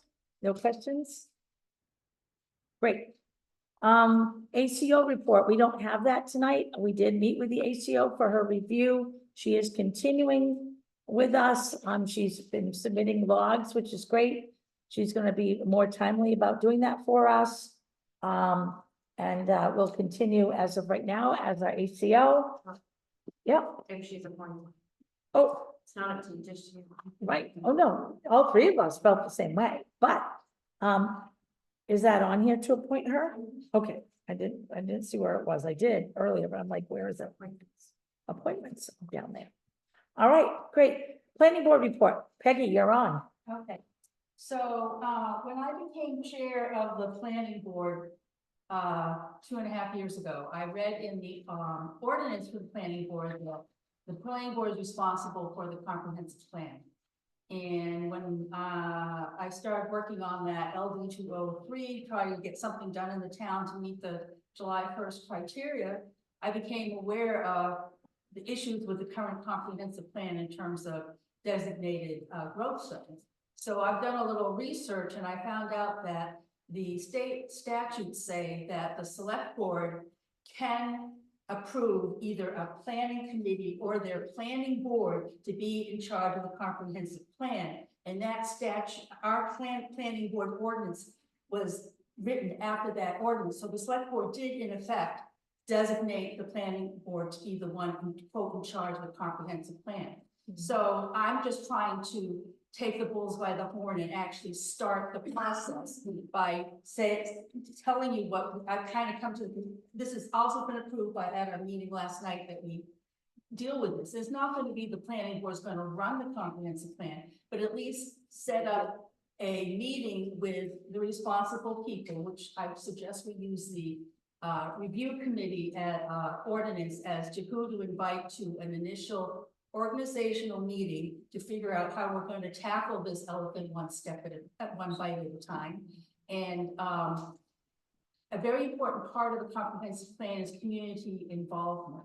And so after we get some ideas of where we're going and a roadmap, then we can set up community meetings to get feedback from people in the town as to what they want to see. And our major problem is the land use. And that is why towns have comprehensive plans, because that was the state's reason for even talking about people having comprehensive plans. And they also recommend that if you start to have some solid ideas about that, you send that to the state early on to get reviewed to make sure you're going in the right direction. So I'm just trying to get this working because I've mentioned to people on the select board for quite a long time that we need to do it. And it's mentioned over and over again, so let's set up a date and start. Well, I have a question for you. So it's been outdated since 2008. Why is there such a huge rush where we're trying to just absorb the state mandate as of July 1st?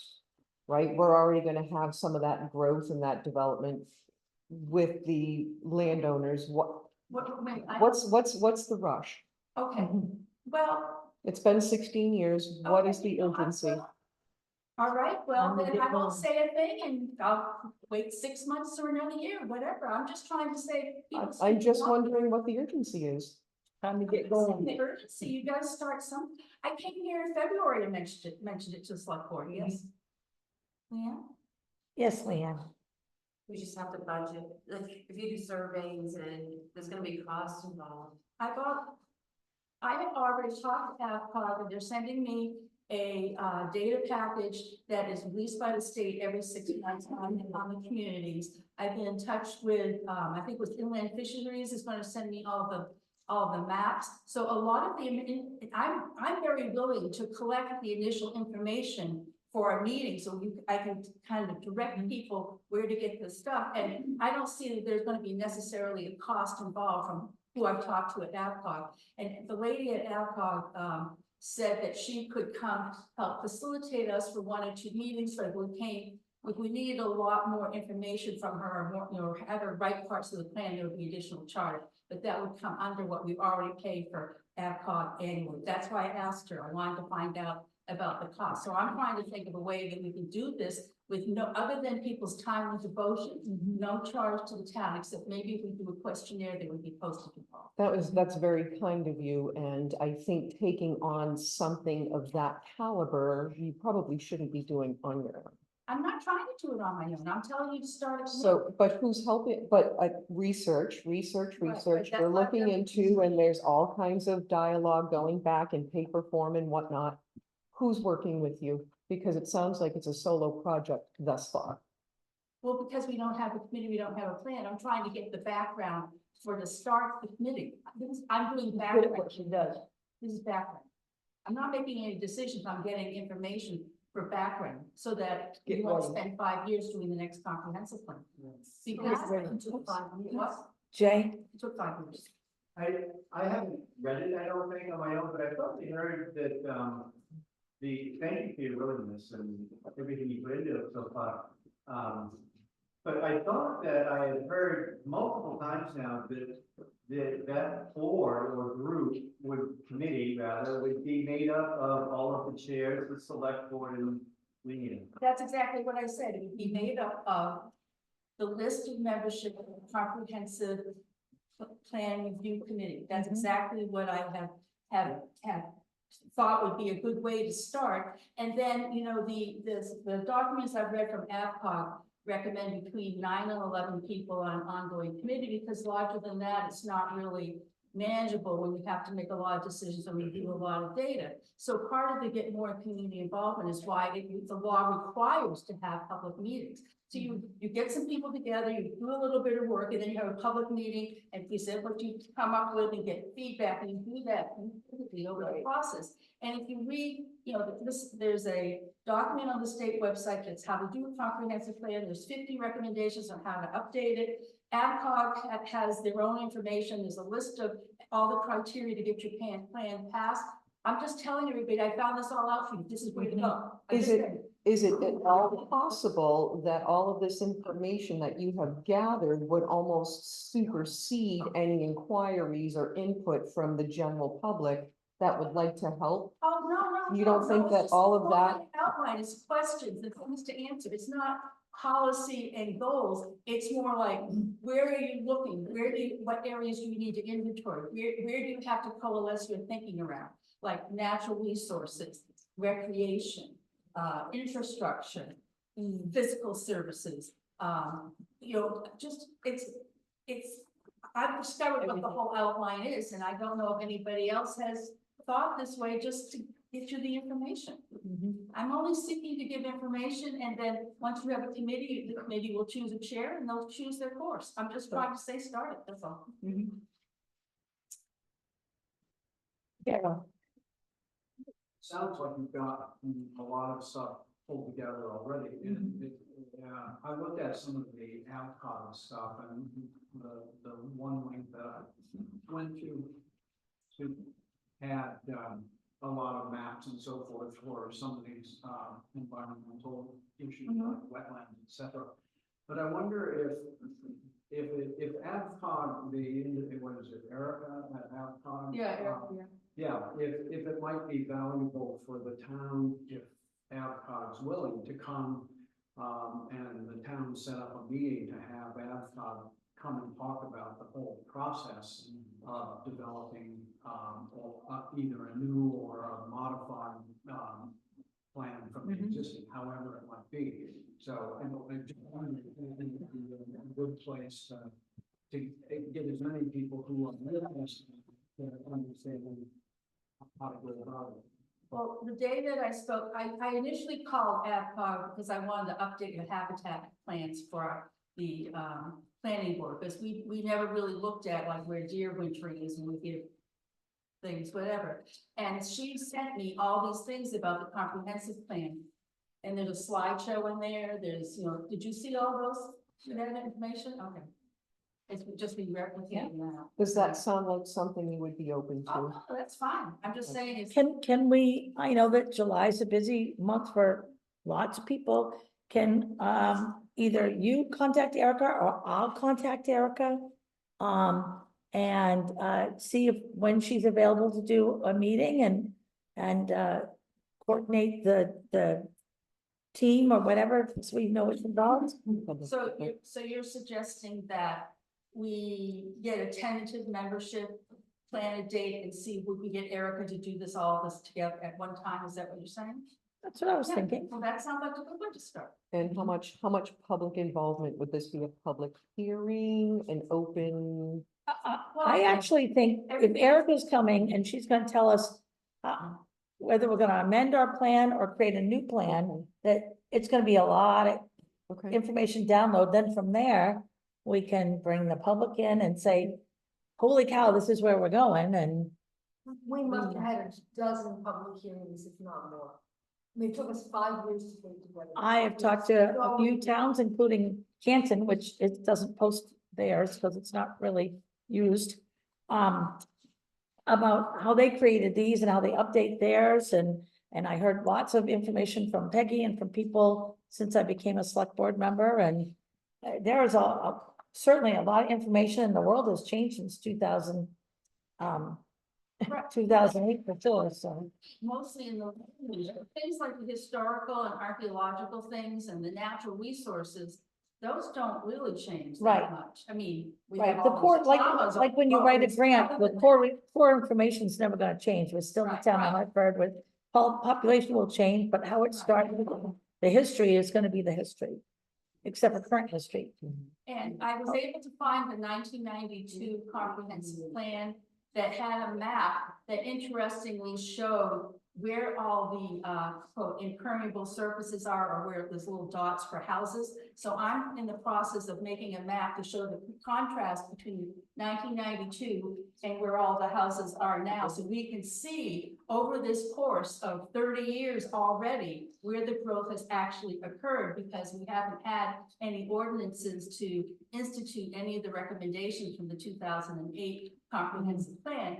And generally, from looking at it briefly, people are buying 3-acre house lots on all the roads because we haven't had a single new mile of new roads in this town in 50 years. So they can only buy with access on roads that we already have. Or they can rate their own road. Well, they can, yes, they can. Right? Right, that is true. You wanna buy land back out here, you build your road. This is Yeah. completely 180 degrees in the opposite direction, how the state recommends developing rural property. to keep its rural That'll be great aspect. information, What? right? I said that would be great information if we look at, Well, that's what I'm doing. yeah.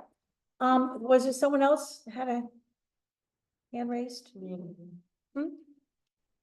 Oh, great. So I'll give Erica a call. We'll set up something for as soon as we can get it set up. I know July might be tough, but we'll see if we can get her in here and.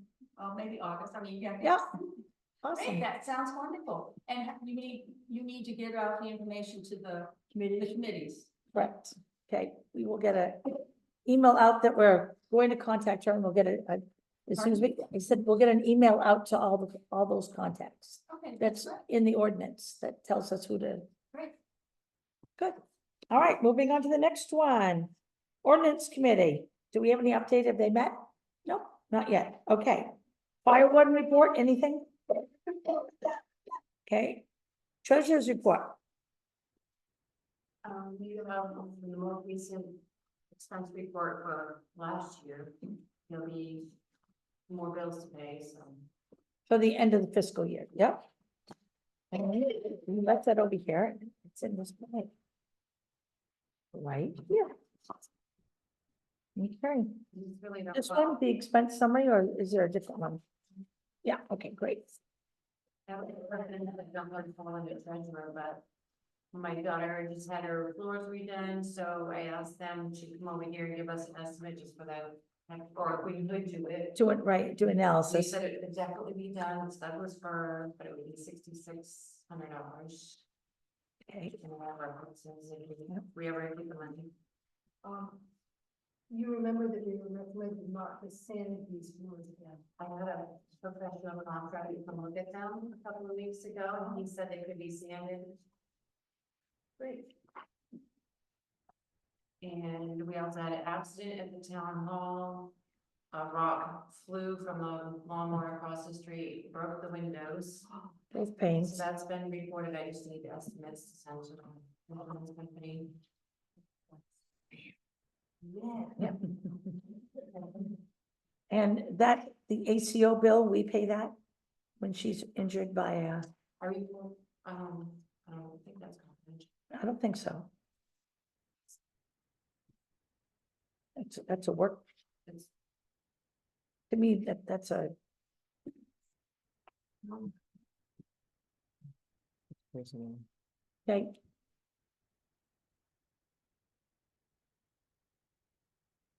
The rock was only that big. It came hard, scared the heck out of, Jaylene, who was standing right next to the window. Stuff in that town office. Everything happened. I had a screwdriver slide into my pool from the lawnmower. Had to leave it there, Or it would make a like hole. you would leave it down.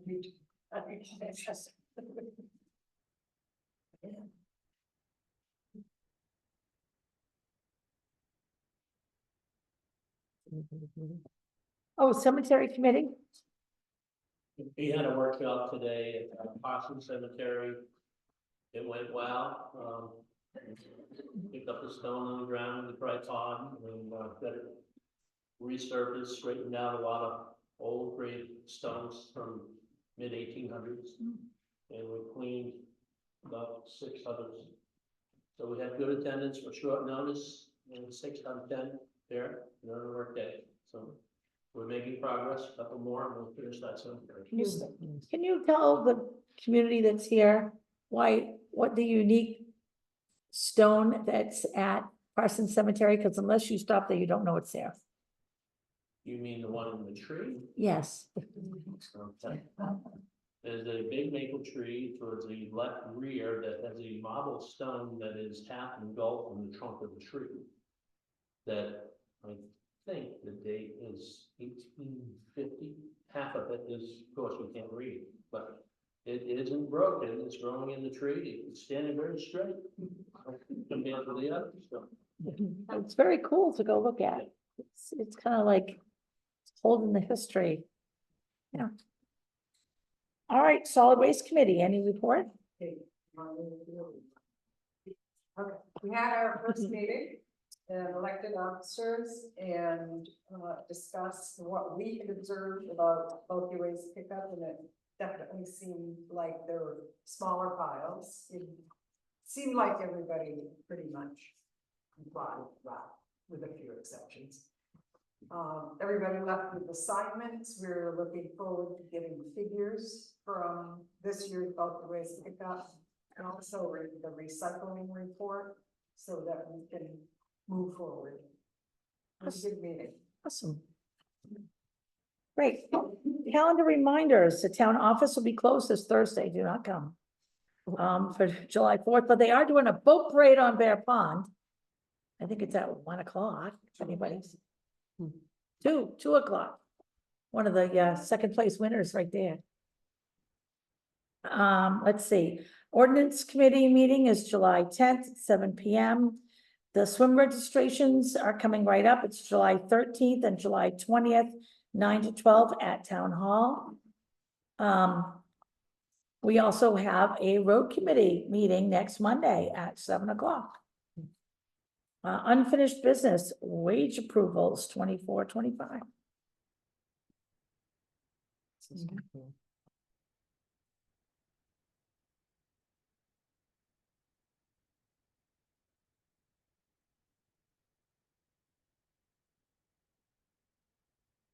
So I move that, we accept the new wages that we've approved for every employee.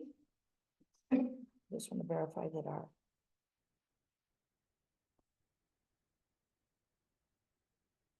We actually made a change to the maintenance. We proposed to raise.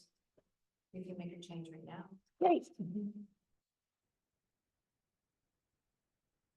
So we proposed what was, Do you want to write it down? yeah, it's $18 an hour. We proposed to increase the maintenance position to $18 an hour, which is comparable to what the school pays for maintenance, and is definitely nowhere near at all where outside community and Auburn Lewis are paying, but we felt that that was a fair wage. And so that's what the select board would like to approve. Do we need to do this? ACO. It says here we were waiting for an approval, or waiting for her review, which we just finished, so. now we can approve it. Yeah, yeah, We left this. right. So besides that one change, that's the only changes Okay. with the review, so we've already done it. Yeah, I just did that. All right, so I'd like to, yeah, Make a motion. I'd like to make a motion to accept this with that one change. I second. All in favor? Great.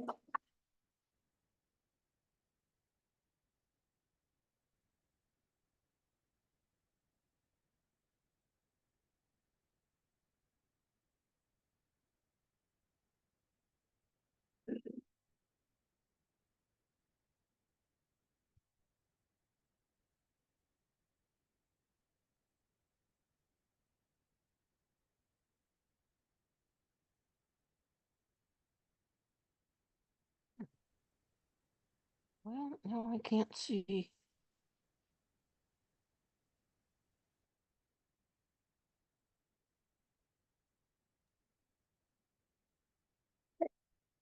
Next, we have open session. Anyone have anything for open session? I just have a question about that AvCog. I was speaking with the select board member from Roxbury while we were up there. And he was saying that they actually have someone from AvCog come and check out their roads, and they help them plan which roads need to be done, should be done first, and that type of thing. So I went on their website and I noticed that they have, are we a member of that AvCog? Absolutely. They have on there, they have salt bids and culverts and all that. Do we use that? Yeah, we use our salt bids, yeah. I wasn't sure. Awesome. I just went on Yeah. the site and I wanted to ask. AvCog's a huge resource. Matter of fact, Lee is on the executive team over there, and what's that? Not anymore. Oh. Okay, I was curious. No, what do you guys need to do that now? I don't think they're gonna send around another invitation to join. Leslie is our citizen representative, and one of you gets to be the representative to AvCog. I had something like you get a 15-year pin from it and missing a meeting. It seems to only twice a year the executive committee meets. And unlike anybody else who goes have to pay for lunch, but you get a free lunch. So and they have speakers and stuff like that. It's planning day, and planning day, I think. It's planning day in spring and fall, or the planning day in the fall, and something else in the spring, but in any case, they send out notices of this. And, somebody needs to represent the town at the executive committee, so you guys get to elect one amongst your. Great. Do we need to? Yes, You Leanne. want to wait on it. Oh, thank you. Did you have your hand up? I have an open session item. Yes. Are you asking me? No, you're red. No, Leanne's going first. So someone asked me to send a letter to people who still have their big bulky waste out. Are you okay with that? For people that still have their bulky, so that they could remove it themselves, because it wasn't accepted. Yes, I'm all right with that. That's a good. Yeah.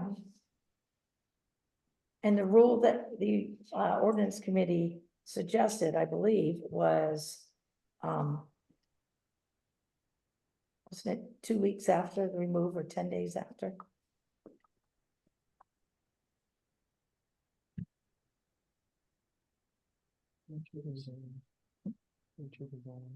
Richard?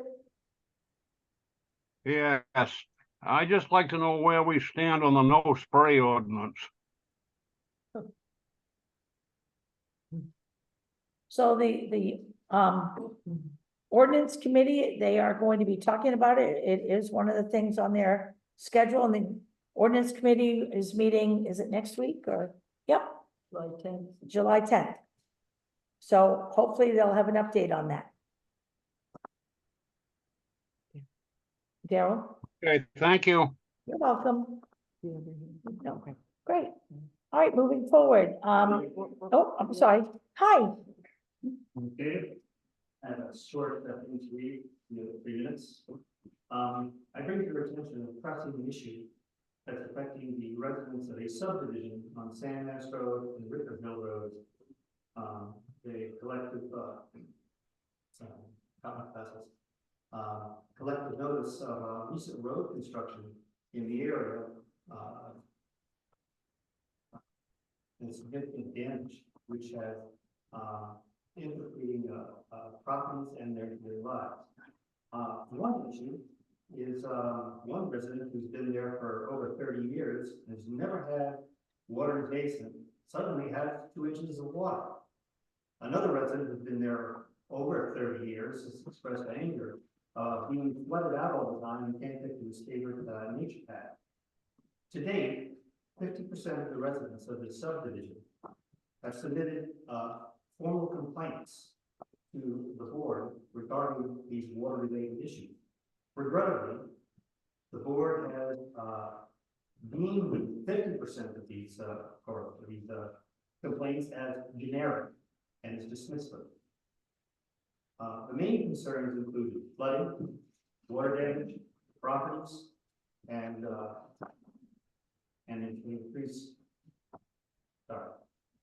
increased erosion, all of which You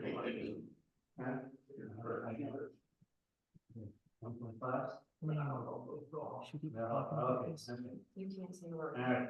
The main concern includes flooding, water, damage to properties, and increased erosion, of which the residents is the commencement of the road construction project of October 21.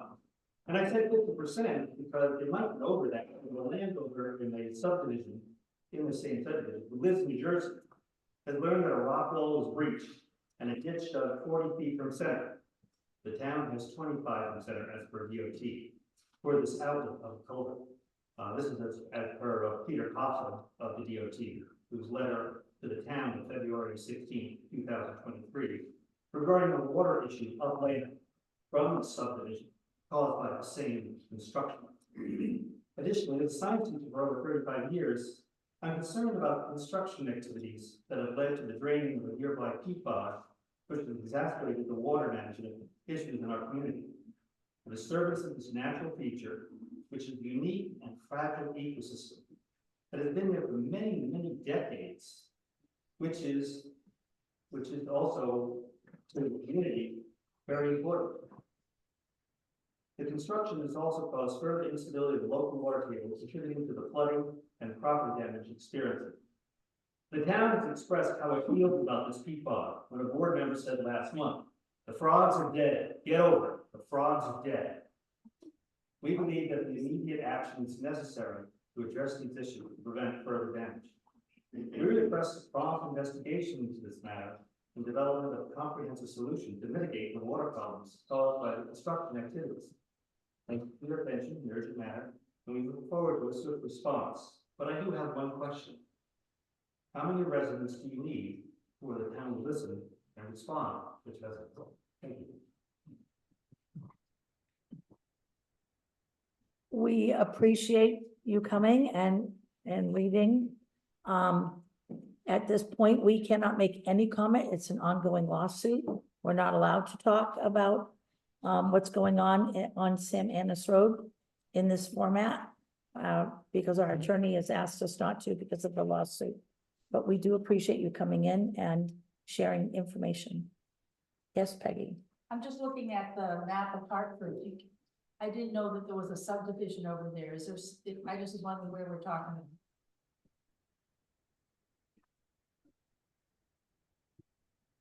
Can you tell me where we're talking about? Subdivision is from, it's called Apple Valley Farms. It's basically goes about half the length, about 3/4 length of Ricker Hill to about to 95 Sam Annis Road. That area right there, that corner. Oh, I'm just looking at the map. I was trying to figure out where They all, there's a covenant between those, all those homes there. Okay. Thank you. Yes, Jay. So as far as open session goes, can I just make a suggestion, do it if you will? All of the boards and committees meet once a month, but select board meetings are twice a month, and every meeting we're asking for a report. Could we maybe get rid of that for every other meeting and just ask for monthly reports once a month? Just a thought.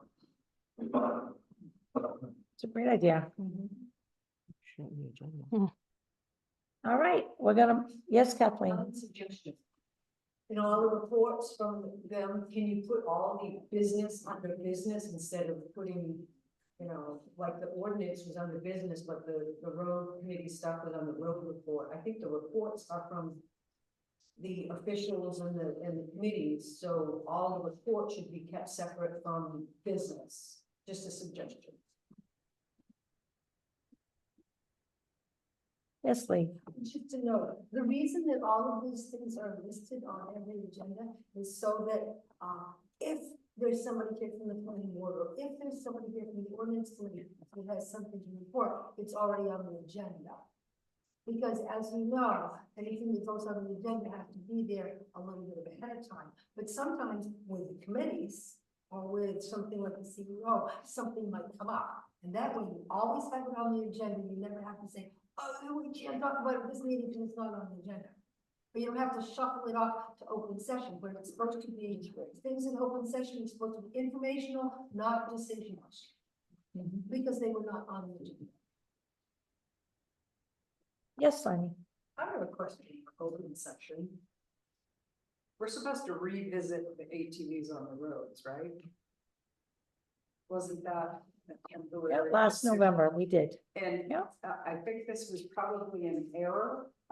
Before town meeting, I reviewed all the select board minutes, and June 4th, 2023, Sue, you asked for that to be on the agenda.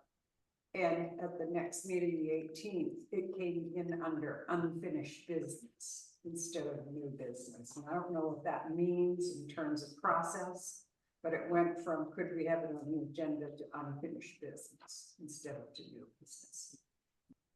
I remember last year we gave them temporary access and voted in November to grant them permanent access because we hadn't gotten any complaints. I don't remember revisiting or setting up a new date to do that. I thought that was but, you know, I'm almost. Probably should have.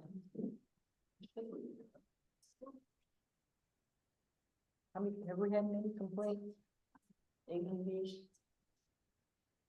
I haven't had any. There's a lot of chatter on People Heart. One thing I would like to reiterate under open session is that we receive complaints through a complaint process. And for anyone to call and say, well, didn't you see that stuff on Facebook? Not everyone follows Facebook or lives or dies and looks for things out there that somebody might say, and will I catch it? Do I follow them? We have a complaint process and we encourage people to follow that. We also encourage people, like with the ATV club or the free sale or something that is going on here, the Irish Museum, that if you've got a problem with the Irish Museum, that you'd go and try to resolve that problem with the Irish Museum. And if you can't, then the select board would be a great answer. But you don't need to, same thing with the ATV club. If somebody has an issue with ATV club, they should go to the ATV club and the Trail Master. They've got a good system. Same thing, if somebody has a problem with the buy nothing sale or whatever, they need to go to the buy nothing people, go to Lenny first. That's how adults handle problems. Just so you know, I'll let Dave Terrio know that there was some yahoos making them look bad, stealing wheelies out here and yelling about needing more beer. We talked it over very peaceably. And not everyone that's riding are an ATV club member, that's for sure. That, right, exactly. But they want a chance to I go let him find know those boats. that Thank you for doing that. We need to hear that. making you all look bad, Yeah. because it would be the assumption. You have to stop thinking I'm an enemy of the ATV club. All right, town office hours change if board dates change. Leanne? So when I came back, I was offered to be open on Monday, Tuesday, Wednesday, and Saturday. And I didn't want to upset residents and change the schedule, but now that your meeting is going to be on Tuesdays, I think we should be open Monday, Tuesday, Wednesday, and Saturday. Okay. Did you Thursday and Friday off? Time off, maybe. Do we need to make a motion for that? 2 days. Well, I make a motion to swap the town office hours to Monday, Tuesday, Wednesday, and Saturday. I second that. All in favor? We just moved the Thursday hours to Tuesday. Okay. All right, ordinance committee work list 2024-25. So one of the things we wanted you to work on, ordinance committee, is Al brought up the no spray, so we want to follow up with that. Also want to have you look at the ordinance for our comprehensive plan and our ordinance for subdivisions, which was not reviewed during, it was asked by the prior board that they look at the subdivision ordinance because some folks had concerns about the bear pond. There's no ordinance for this comprehensive plan. They're going to create one? No, I was under the understanding that there's an ordinance about the comprehensive plan and how to move forward. That's in the ordinances. Well, the comprehensive committee. So I guess I'm confused. There's a comprehensive plan review committee.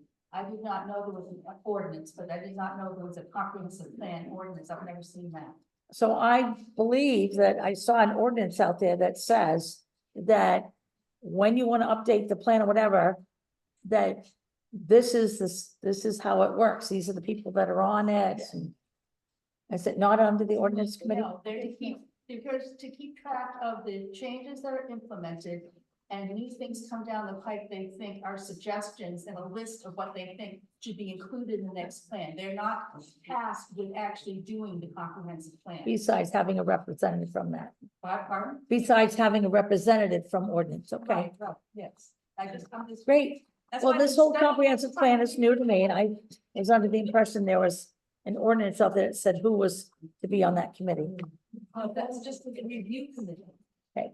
Comprehensive plan is accepted as an ordinance itself. So it has to be a town meeting. And then the whole comprehensive plan becomes an ordinance. It's essential. I want you guys to know, I am doing my research on other people's comprehensive plans, because if people have already done theirs too, I want to be able to look at things. Yes, As a comp plan ordinance committee member, I assume you'll give us something in writing that tells us what it is. yes. Just a comment about the comprehensive plan. I don't think that in fact is true. The comprehensive plan is not seen as an ordinance. Comprehensive plan is essentially a guideline or a roadmap to development. It is not a mandate. It is not something that I don't know I'll be careful with my language. It is a legal document, but it is not legally binding, other than if you, for example, are to do a zoning ordinance, the zoning ordinance must consider what's in the comprehensive plan. But it is, the comprehensive plan is itself not an ordinance. Okay, thank you. Kathleen, and then Peggy. Can I show you this thing? It says Town of Hartford Comprehensive Plan Review Committee Ordinance. Yeah, we know about that. Is that what So, you're so talking I about? guess that's why I thought it was an ordinance. Yeah. Yeah, but the review committee is not to create a plan, it's to review the recommendations and try to either institute them. I read all the, I'm sorry, I read all the minutes from the time the plan was accepted until the review committee disbanded in 2011. I concluded in the last reference they had to that. And I also included the letter from Neil Henley about what the process was like to go through for 5 years, you know, just to give you a heads up of what's like. Gotcha. Well, I'm looking forward to meeting with Erica and you and having the crew here to move forward with that. So is there anything that you would want to add to the ordinance committee at this time? To work on? I think we should really have a little bit of cohesiveness across the board of whether staff members should be sitting on committees. There's been this, they should, they shouldn't, they can, well, we can't. And I think it needs to be across the board. No, I think this should be a black and white matter.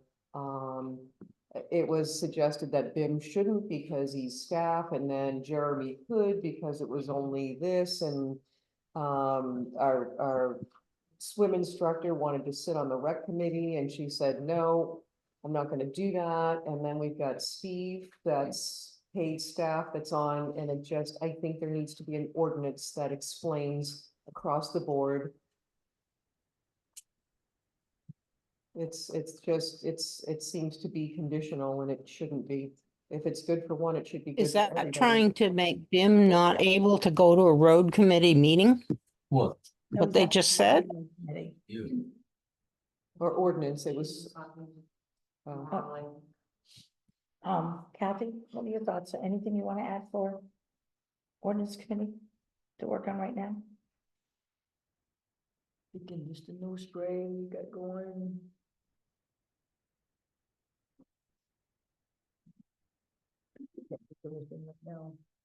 Okay. Well, if you guys could kind of pull that together. You got- You need a motion. Oh, I was just Yeah. gonna say that I brought this to the board's attention after I went to the indoor training, which was mostly about ordinances.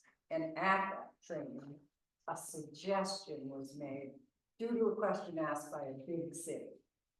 Should we have employees on committees and boards? And the municipal folks said, not advisable. That was it. It's totally up to this board, I would think, what you want to do about it. But, yeah. I don't know if you want to, that was just their suggestion. yeah. Leanne? So far, we have no spray, subdivision ordinance, and administrative. I would love to see them do research on, and come up with ideas regarding staffing. They can talk to other towns on how they handle it and, yeah. So, Ordinance on commercial solar. I'm sorry, what? What about an ordinance on commercial solar applications? Not talking about homeowners. Or even on the Like a town. solar farm. I'm talking about like these solar farms that cover home fields. That's a good idea. We want to see that in the town, aren't No. That's been on my list too, and I've done some research. we? I'm thinking that that's something you might want to. It's a great idea. You want these solar farms? No, Oh. That's a good idea. I think that's a good idea. Just as a point of fact, some of the solar farms you see are farms that were so damaged by the sludge and PFAS. That they didn't have a lot of They had choices. to go under, or Right. they, like the big one in Leeds, that's their situation. Yeah, I just in a lot of places, it's got that big red sludge, municipal sludge. I know. And forever chemicals in it, and it's contaminated the soil so bad Right. that it can't be used to be Yeah. used. But that's an extenuating circumstance. Well, I just mentioned that. Yeah. You don't have somebody, probably didn't have too much of that going on in the town. Right, exactly. But nonetheless, we don't have that in the agricultural fields, it would be a shame to see any of them. So ordinance committee, can we add that to your list, please? All right, Kathleen, I'm gonna wrap this up. Yeah, I know this gentleman that walks around Hartford, and he was saying one day on Stetson Road where those big fields are up there on both sides. There was this Chinese guy checking it all out, so there are people looking at this stuff, so. keep that in mind. It's not China, So it would be. what's he doing? I heard it first. Yeah. But Dan La Rochelle, go ahead. no, I know. Oh, hold on. Dan?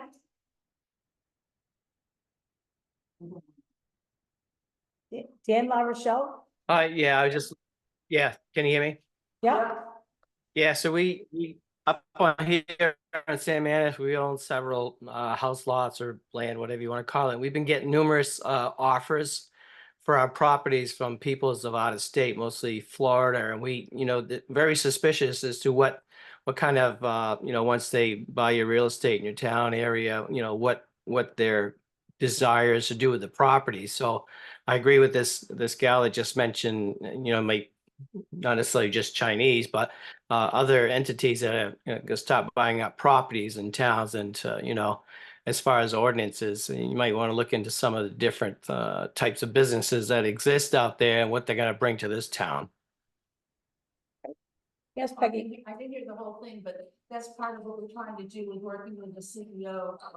Is that if we get any applications for anything that's non-residential, that the planning board is gonna be consulting with them so we can see what's going on and so we can really have an open review process. Ideally, we should have a site plan review ordinance that was suggested in 1992 and 2008, but we have too much other stuff to do, so we're just gonna do the consultative level of things right now. Okay, But businesses will show up. yes, they certainly will.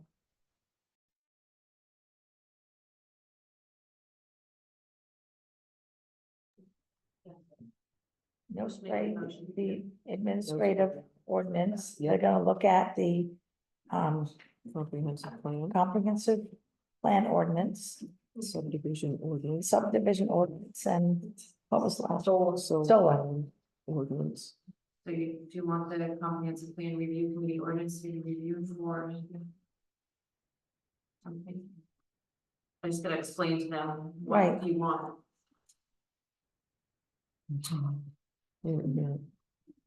I actually think we probably should take the comprehensive plan ordinance off that for right now until we have a meeting.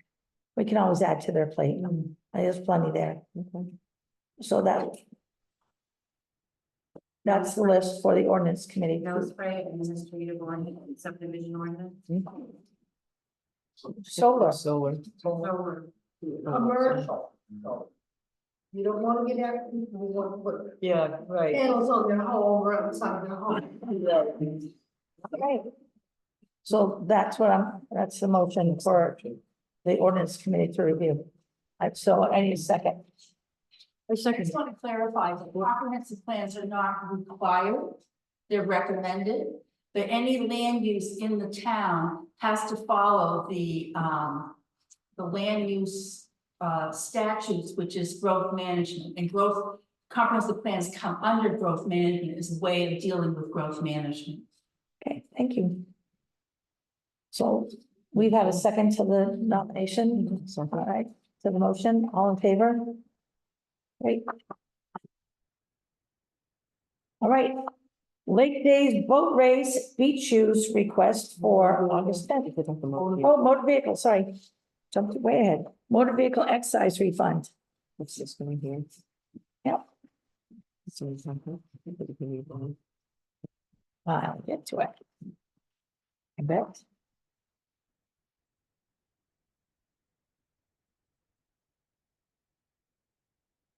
Skip it. No tread left. That's not what it was.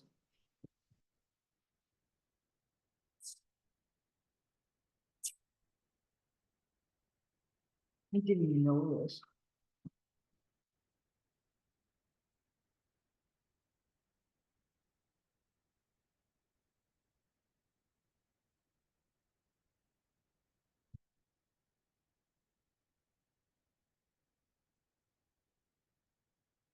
So, could we not make this effective for him next year? Because the state's not gonna refund that, It will be effective next year, of course, but so. And he paid it months ago. So, and the state's not gonna refund it, what we sent to them, no, the state fees, no. right?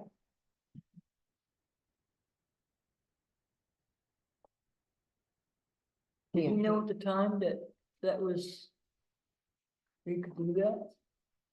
He was approved, his had to get approved, he was approved retroactive to the date before he did the registrations.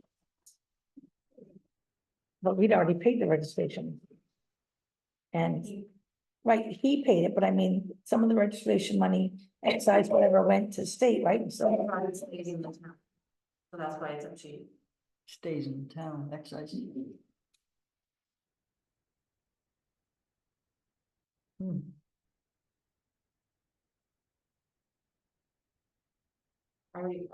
I said no, but then I was thinking about it and it's really up to you guys to decide, because I was going by what the state said about their fees. I said I didn't mind refunding a partial. That's what I own. It would be all. we can't do half. So you can't do a partial? No. That would be messy. Well, I'd go with what the state says, and then next year he'll have that all, he won't have to pay the $714. I think your decision was sound.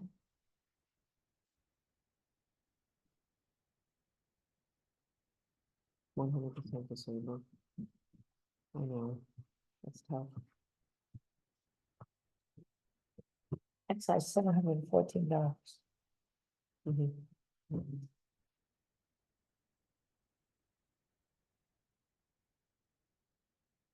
Kathy, what do you think?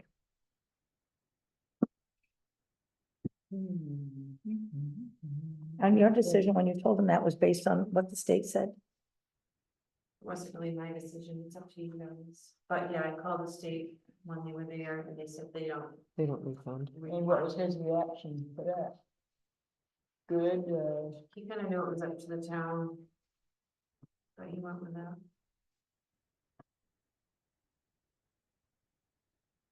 He said he wasn't really expecting it back, so, but you don't miss 100, you miss 100% of the shots you don't take. He had no harm in his skin, but he wasn't expecting it back. wait, I see, wait, what else, yeah? Yeah, I think we stick with your decision, Leanne, with the state's no. So I'd like to make a motion that we follow Leanne's recommendation from the state that retroactive, that next year will be effective. All right, can I second it? All right, all in favor? Great. And Lake Days Boat Race Beach Use request for August 10th, and I'm assuming it means on Canton Lake, of course. Hi. I'm representing the Lakeland Association. asking that we be allowed to use the Hartford Beach for our boat races, which are on the morning of August 10th, from say 9 to 12. Most of the boats coming in would be coming in from the lake to the beach.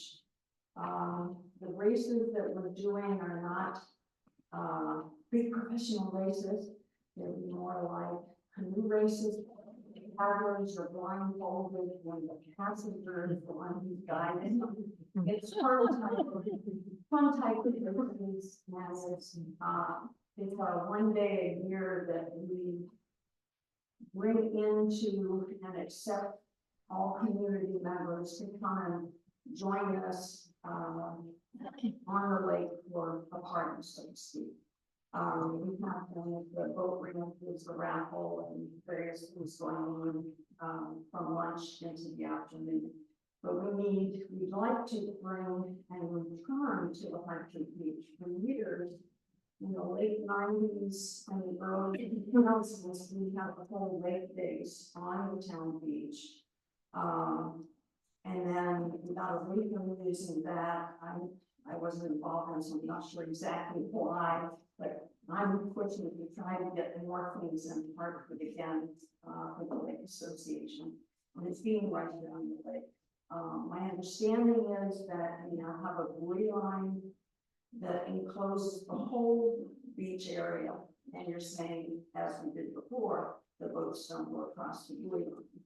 So I'm asking an exception be made for that one morning so that we can return to the lake on the Hartford side and have part of our Lake Day celebration there.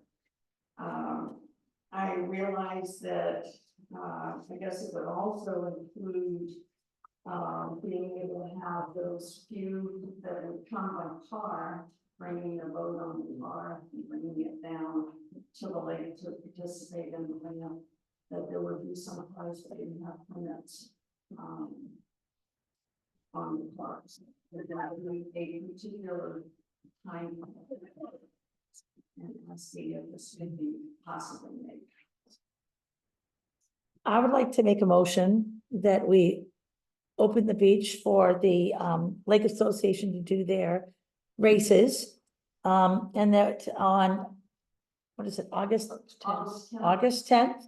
And that from 9 to 12, that the beach be, we post it. If you guys can make some signs that we can put out there to announce the event. And that morning, the beach will be open 9 to 12 to all that want to participate in Lake Days. And we can keep the boats as we did before, when we had Lake Days there.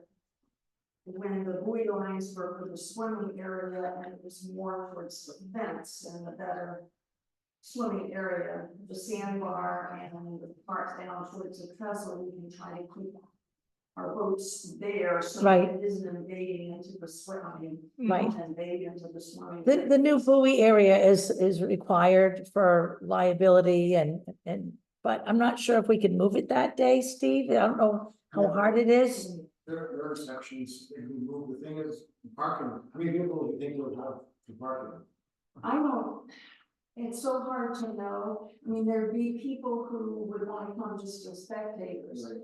And there may even be some older folks that can't negotiate the boardwalk and walk through the woods. What we did in the past when we have like days years, we worked with Pine Shores. There's been a person who stood at the gate with the key and over a short period of time allowed us to drive down anybody who couldn't walk it, move in the car back and all of the area.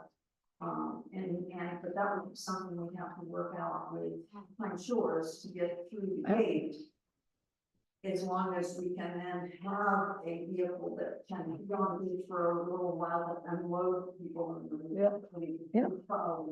that's what we did when we had the whole Lake Days. We only had a raffle and we a short period of time when we ran one of our year down like car and then take the car out. On that, we were part of the end of the Well, I think this is wonderful community spirit. I think that we should open the beach as an event. And, I know we have some beach rules here that Leanne's gonna pull out. And the whole idea with the parking permits, what we had always done before is invited the constable to come and be a part of it. So we were there and. I was thinking, so the ball field is a good place for shuttling. Because we can only fit so many cars, 15 cars tops, and that thing's took a lot, no room to Yeah. back up. Because they're all coming by boat, So- right? Yeah. Well, most of these. Yeah. Maybe the ATV club might like to run people back and forth as a good community service. Want like ball field for. Oh, no. Uh-oh, we got the hand, Leanne. Just use the ball field as a place to shuttle people, because we're only enough room for like 15.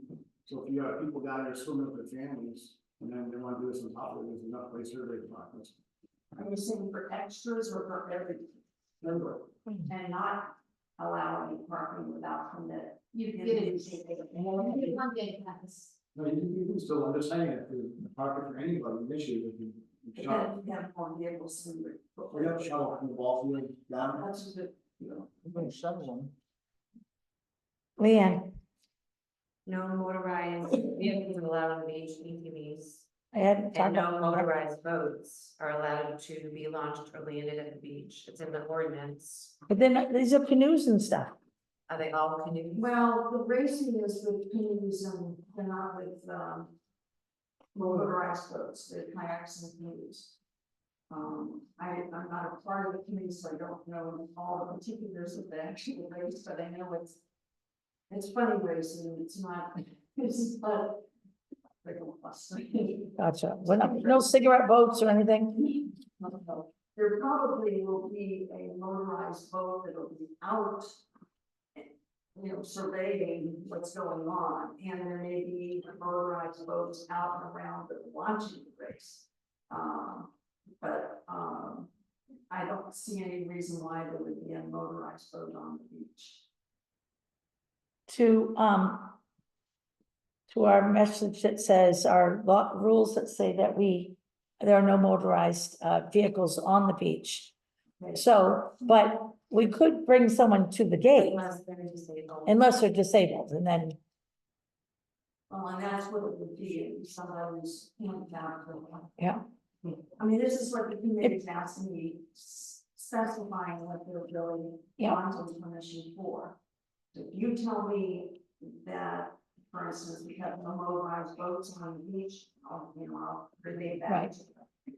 But if we can bring, there's a short period of time where we can bring somebody down in a vehicle to the beach. Again, we have to have. Well, I'm just thinking, yeah, Steve had a great idea, of putting people, if there's excess, put them in the ball field. And then some sort of shuttle, I'm not gonna say what that could be, but if you could shuttle them down to the entrance, the boardwalk, or if someone's handicapped.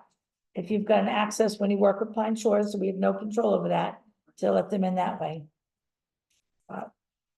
But there would be no motorized boats on the beach. If they wanted to moor farther out and swim in, I suppose that's fine, but the rule says no motorized boats.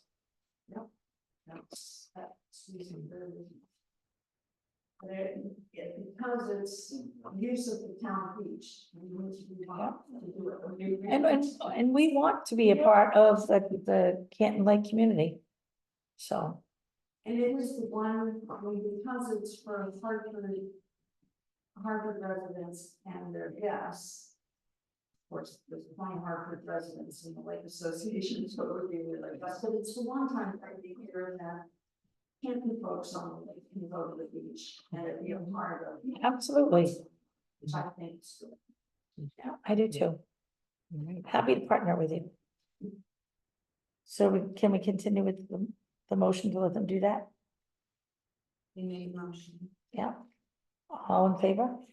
Was there a second? Oh, I think I seconded it. all in favor? Great. Thank you. Way cool.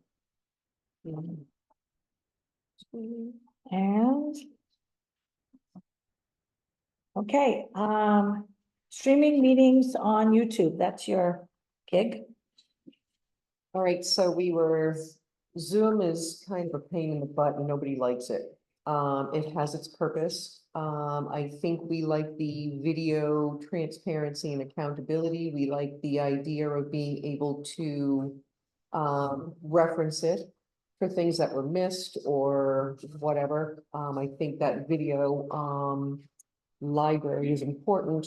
So we had volleyed some ideas and alternatives to Zoom, and one of them was a YouTube channel, streaming it live, maybe just uploading it. And then we volleyed ideas of just filming it, not interactive, because it can be disruptive. But we want to make it accessible for people that can't come. If you're up at 4 a.m, watch it. And then an easier, we're looking for easy, and I think we had volleyed ideas with maybe just filming it and just making it accessible on the town's homepage so that you can look at it. Like This is how Summer does it now too. Sumner does do YouTube. They film it. It's not interactive. It's not even live streamed. They just film it and then they post it like minutes.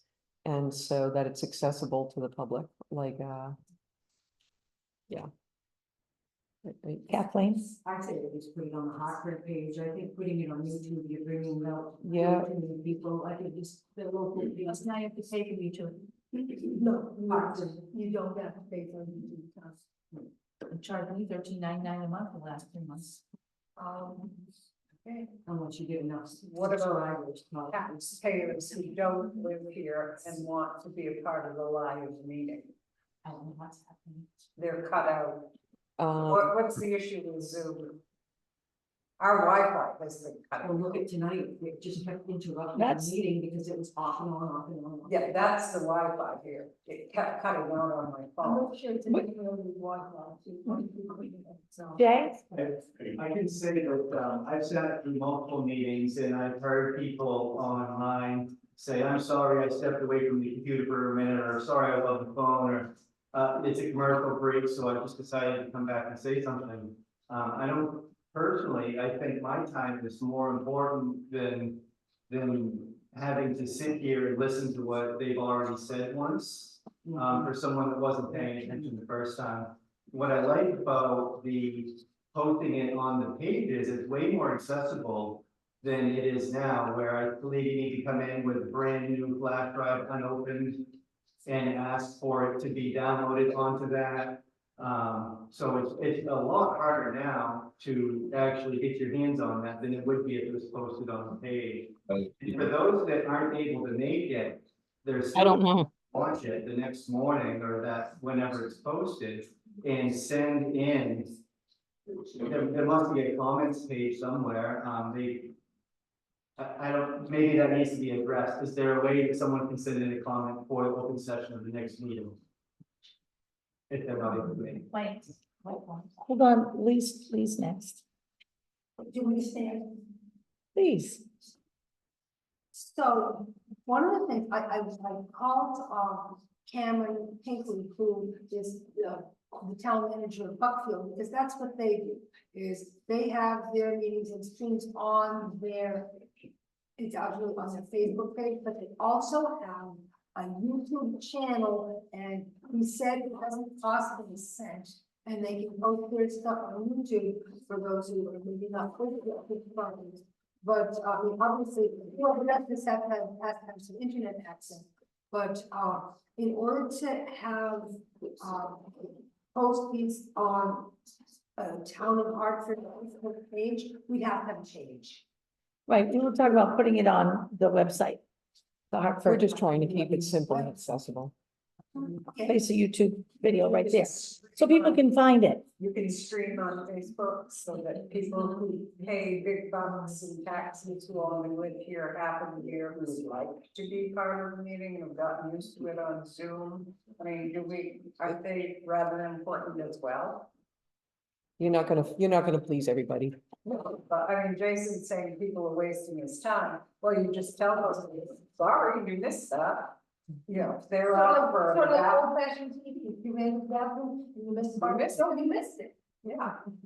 Well, I think opening up the meeting so people can see the whole thing is a wonderful change. If versus- it's live, And I know, because I think it was Lee's idea at first that we start looking at that, and that's what we did. After this for quite some time. If it's live. You're very patient, thank you. Go ahead. Haley Rue Johnson, again, I'm the tech person, so. YouTube will allow you for free to both stream it live with a comment section where people could type in a comment. It's not quite like Zoom where they can just speak it and have their turn, but they would be able to type in a comment. And then the nice thing about YouTube is once you have your live stream, you can then have that automatically posted to your channel for anyone who couldn't make it live to be able to watch. The one thing I would caution you about posting it on the town website is unless you have it in really bad quality, it's going to take up a lot of space very fast. And you're going to start looking at very expensive hosting fees for posting those videos on the town website. So the nice thing about YouTube is because they have their monetization schemes and their ads and all of that kind of stuff that they'll play before. Not the live video, but the recorded video, they don't charge you for very simple use. You can pay for certain features on YouTube, but none of them are required. You just have a channel. And we also. We really like you. We also can have it on Facebook, You can, yes. but only if it's a page, not if it's a private, correct? Correct, yes. Well, you can post videos on private pages as well, but if you're talking about the streaming aspect, I believe only pages can stream on Facebook, but I'm less familiar with Right. Facebook. Yeah, streaming the other than thing. YouTube.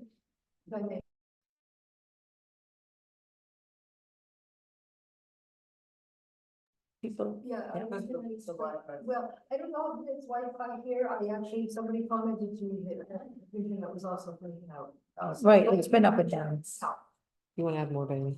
I was just gonna talk about the Wi-Fi issue. I can come ask questions about this at another point. I'm happy to look into it for the town. But if the router is over in the office, like I don't wanna get too in detail when we're all sitting here waiting to go home, but the router in the office, and if it's a, or a modem in the office and a router out here that's trying to reach all the way might not be the best way. There's ways we could extend the Wi-Fi. It's been running, we haven't extended, it's been running great, but lately it's like up and down Yeah. with the internet. Yeah, so I just want to put out there, I'm more than happy to take a look at that for just, Awesome. I live here and I would like things to work for the town. I'm not looking for Wait. a job or anything. I already do this for work. Yeah. Did you have something to say? No, but we do have an IT contract Yes, we do. starting July 1st. Yep. Excellent. Who's our contract with? Just out of curiosity. Chris Sanborn hasn't been signed yet, but And It's how been much approved. does it cost the town? I don't have it in front of me. We budgeted for it. It was like 1,400 a year or something. I can't remember. Yep. Bless you. And when the systems crash, he's been right here to fix them. Which is great. All right, so, do you want to make the motion? What do we wanna do? I think that we should move to streaming, on YouTube. Try it? Do Try it. we wanna And we, give it I a try, and think if it's, we wanna, I think having comments is fine, we can respond to them or, I don't you, do comments, Yeah. written comments, right, because I'm taking minutes. Right. I'm looking through Yeah. everything. right, No comments is free, yes. No comments is free. Yeah, I mean, comments and no comments, it's just, it's an option that you Yeah. can turn on, so you can say no comments so on the people video. can watch it live, but there's no more interaction. If they really are concerned about, they can contact your select board. member. yeah, yeah. You're gonna zoom in your motion. I think that's. Peggy, what? Yes. The link on the website to the YouTube. Is that what you- Yeah, so what you could do is, I don't quote me on this, I need to double check, but I believe you can have a You link can. that's always the same. You don't have to update it every Yeah, time. it'll bring you to the YouTube page. I'm pretty sure my brother-in-law has that right now for his Christmas light thing. Yes, Kathleen? Why can't we have somebody volunteer to read the notes off the computer? I'd be willing to do that. Read You know, Comments. the right comments, if somebody has a question, you know.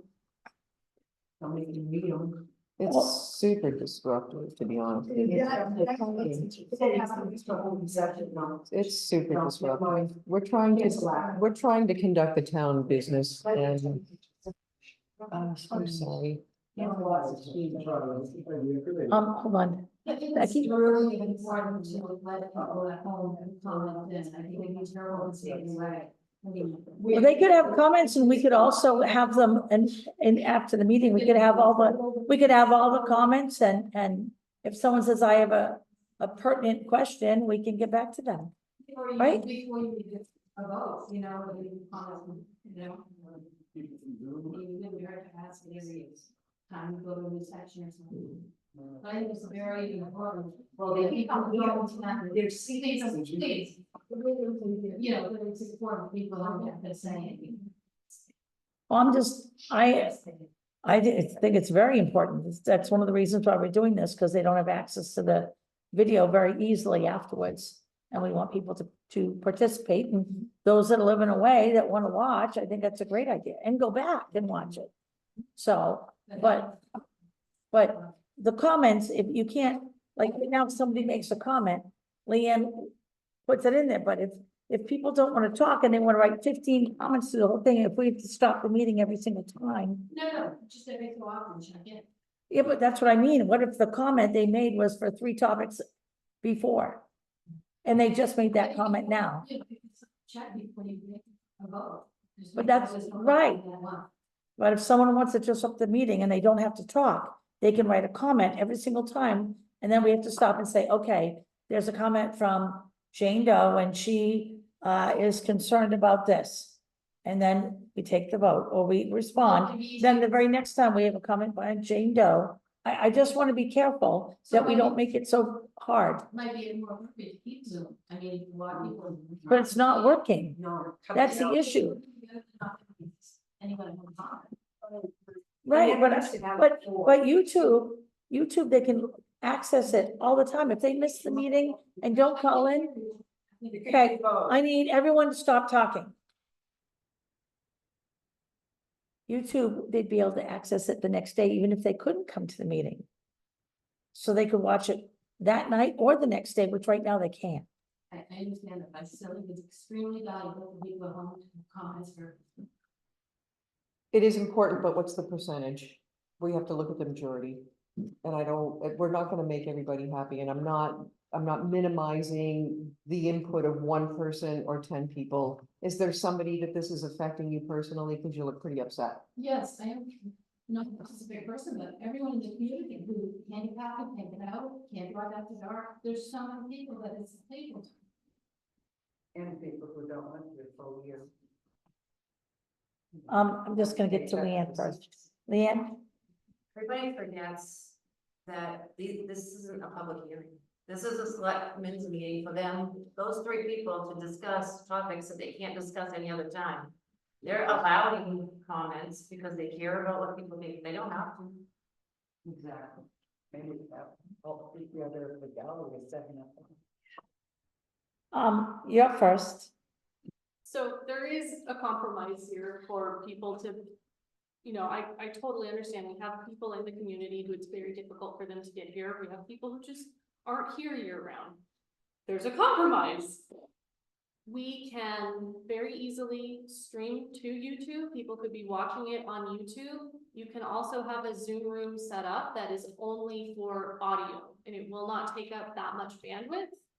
You just wouldn't do the meeting recording, so if it drops in and out, we would just need to keep an eye on it, but it wouldn't be doing the voice every so often. So you can have the YouTube live stream happening with comments turned off.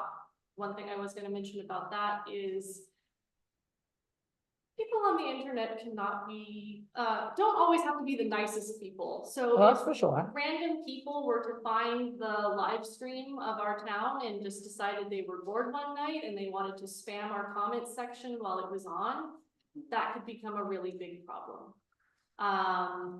So a compromise could very easily be Zoom audio where town members can be on the audio portion, YouTube video, so everybody can watch what's going on and see it anytime in the future that they're wanting to watch it or able to watch it. The hardest part is, we have Leanne, and it's fine to have volunteers, but when they can't come, or like last year, Leanne had a personal emergency, had to leave, I'm trying to run the laptop, get the comments, take the notes. We're not gonna please everybody, No, I understand that. so, but I'm a people pleaser, so that's the worst part. I want Becky to be happy. I think there's also, But- there's something to be said for most of the time having that happen, and I think people would understand if an emergency did happen, we said, today we're not having comments on Zoom because we can't. But I'm just trying to offer suggestions that might try and. Yep. What if we had comments that people could, if they have questions, they could leave it and we would get back to them? Well, I think the big concern was that there's issues being voted on, that they might have a comment that's time sensitive. Yes, Kathleen, and then Well, you have the agenda that they get by email. It says right on there what's on the agenda. So if it's something important, come in here. I mean, exactly, Lenny, a couple weeks ago, was one of the ones that was, oh, I missed half the meeting, I was on the phone, and then she repeated. Hold on. Stop. She repeated a question that was already answered, so we had to listen to the whole story all over again. You don't understand, we're busy people too. I came from an hour away to come to this meeting. Do I really want to sit and have repeated questions over and over and over again and then Richard says in stupid comments sometimes out of. Okay, we're not gonna go that way. Hold on. Stop. Stop. Both you girls are gonna leave. Peggy's first, then you. I'm not a girl.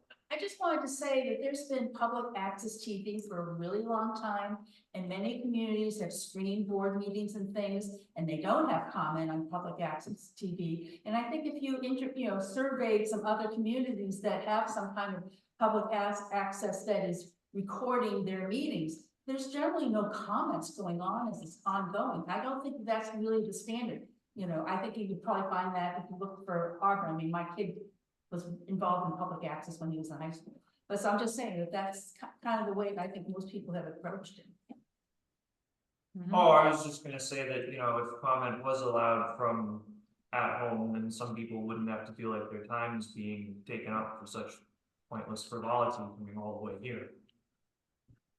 Because they could do it at home. Did I have seen another hand over here? All right, great.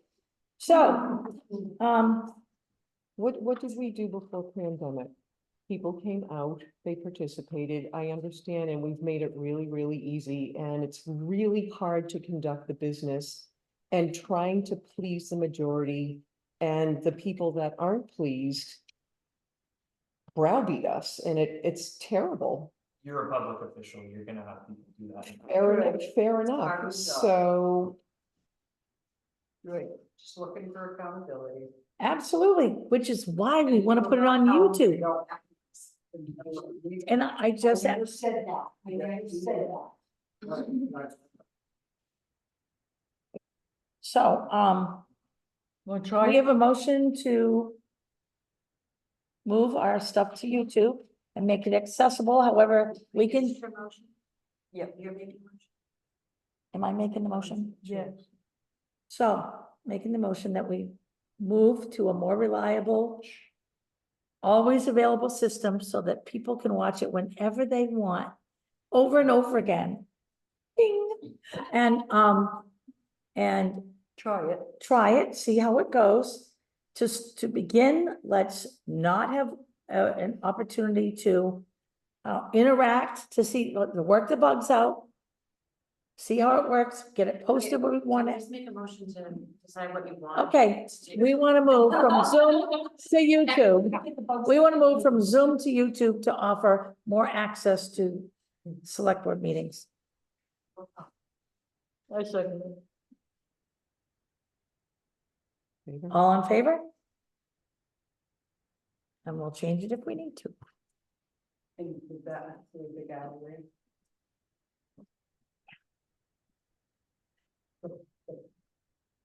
The point below.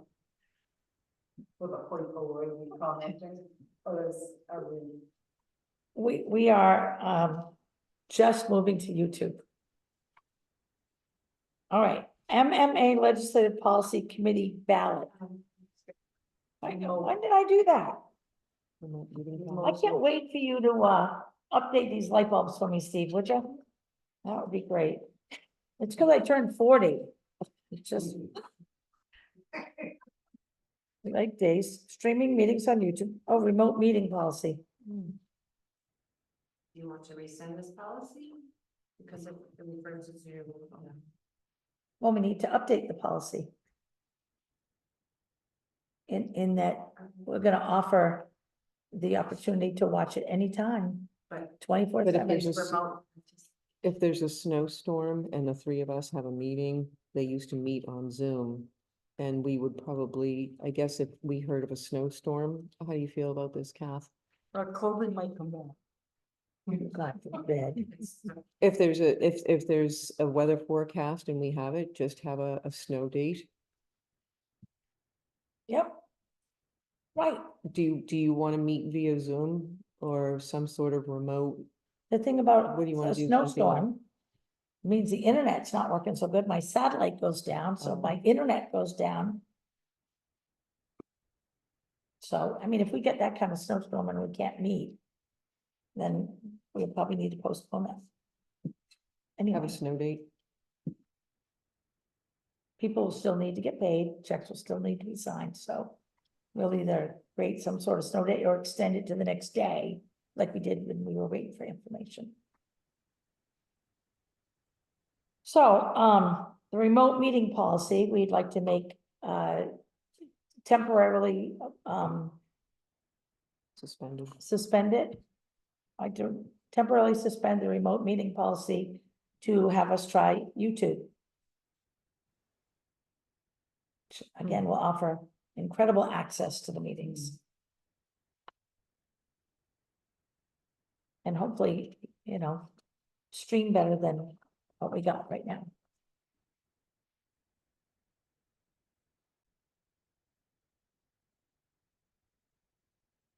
Legislative Policy Committee ballot. That's quite long.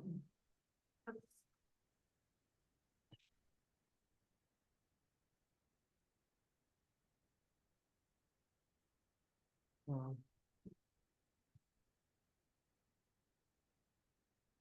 This isn't.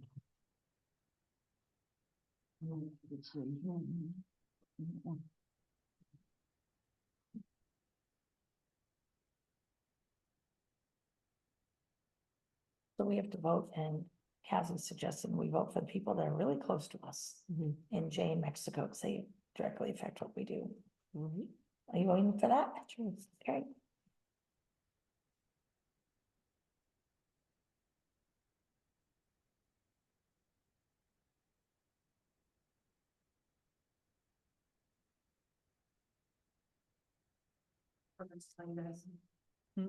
I added the salt shed onto the CMP, so like, great, because we had so much power baggage. Yep. That bill is more than the monthly fee that we pay. Excellent.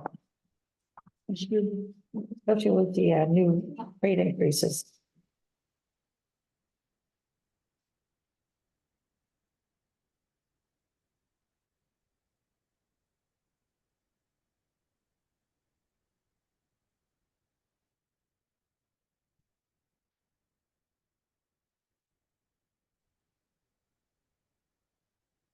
Does anyone know when school committees and school boards start meeting?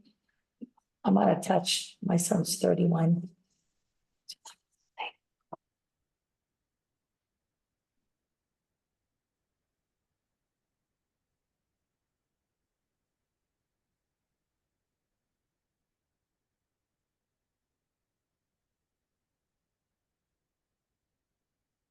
Okay, appointments and annual appointments.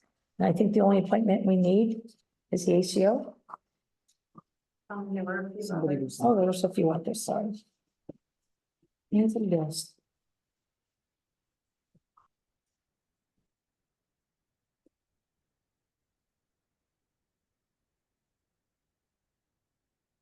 And some of the trusts.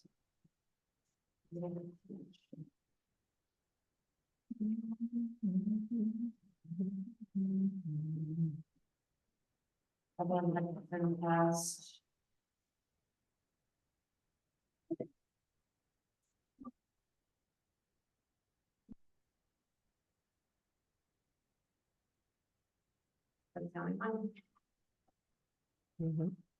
Which one? Evelyn Hutchinson Trust Fund and the ACO. Okay. Evelyn Hutchinson. Which page is she on? Is the trust fund on? It's kind of different than anything else. Oh. We're going to David Bowen. Lorraine Harrison and Arthur Harvey have not been reappointed.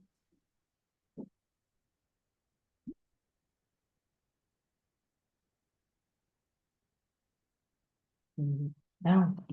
Last page, second to last page. Second to last page.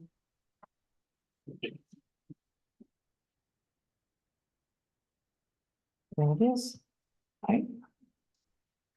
Expired. Yeah, that's like.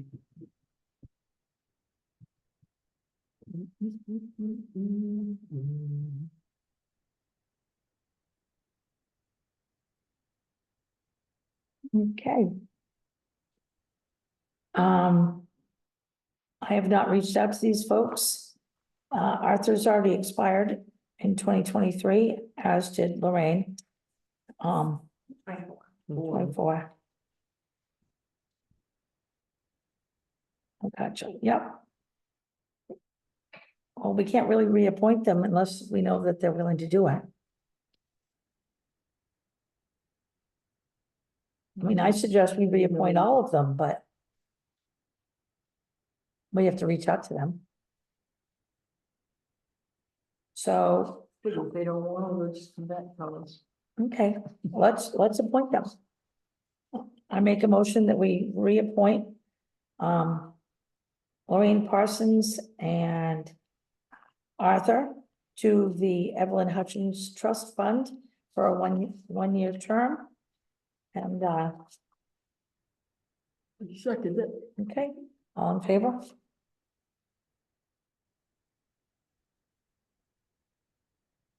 You want me to call them or do you want to call them? I know you have a lot on your plate. Lorraine Parsons and Arthur Harvey. But another one. You're right. Okay. Great. And then on the second page, you have one, so is the ACO. Yeah, and like to make a motion that we reappoint Ronnie Sue Vashon as our animal control officer. And your second, I'll second. all in favor? Great.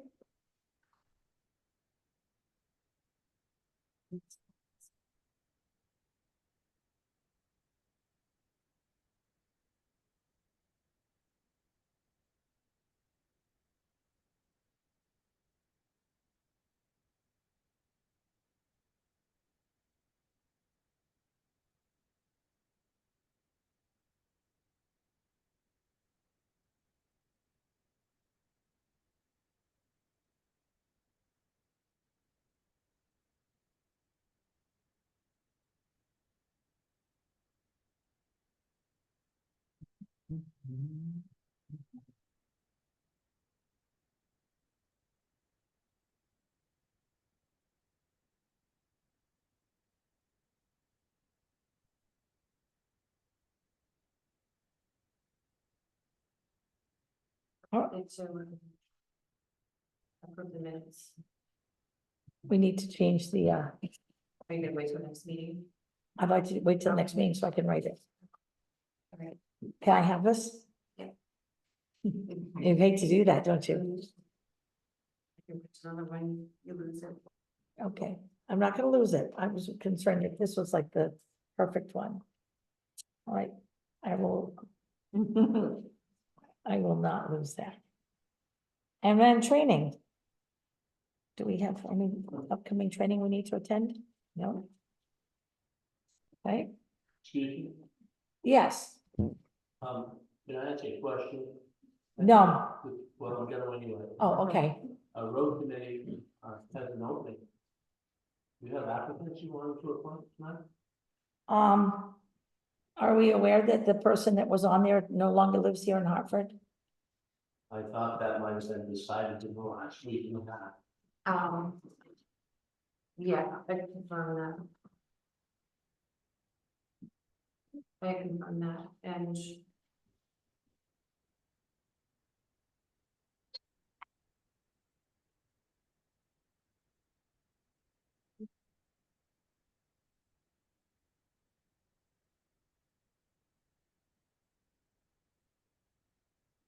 We have David Terrio, Stephen Alsman, Wesley Brown, Al Borzelli, Ryan as an alternate, Jennifer Garrett. Well, I know we were waiting on Diane Bowen.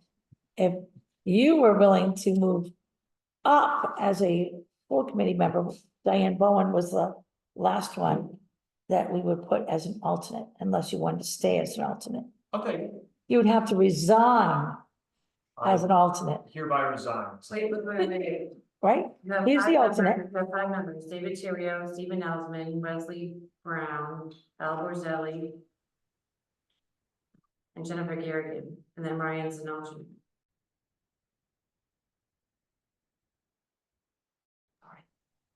Bowen. It's a long last name. Mhm. I'll second that. All in favor?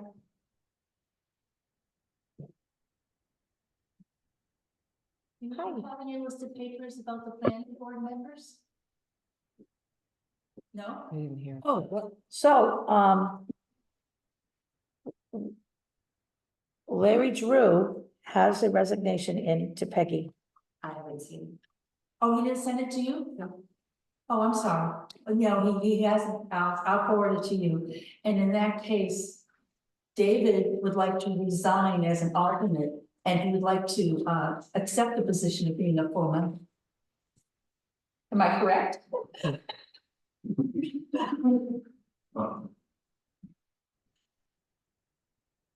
You're willing to resign? I. She needs to see. She's gonna have the official vote. Okay. Oh, I'll forward to you right now. By email. I won't get it. What? I'm not gonna get it today. Can you show a picture of it? Yeah.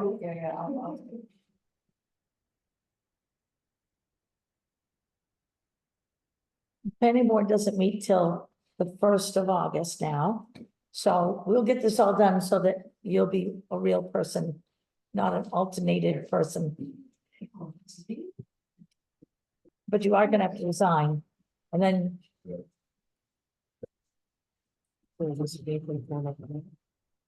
No, he'll have to write out resignation. Correspondence.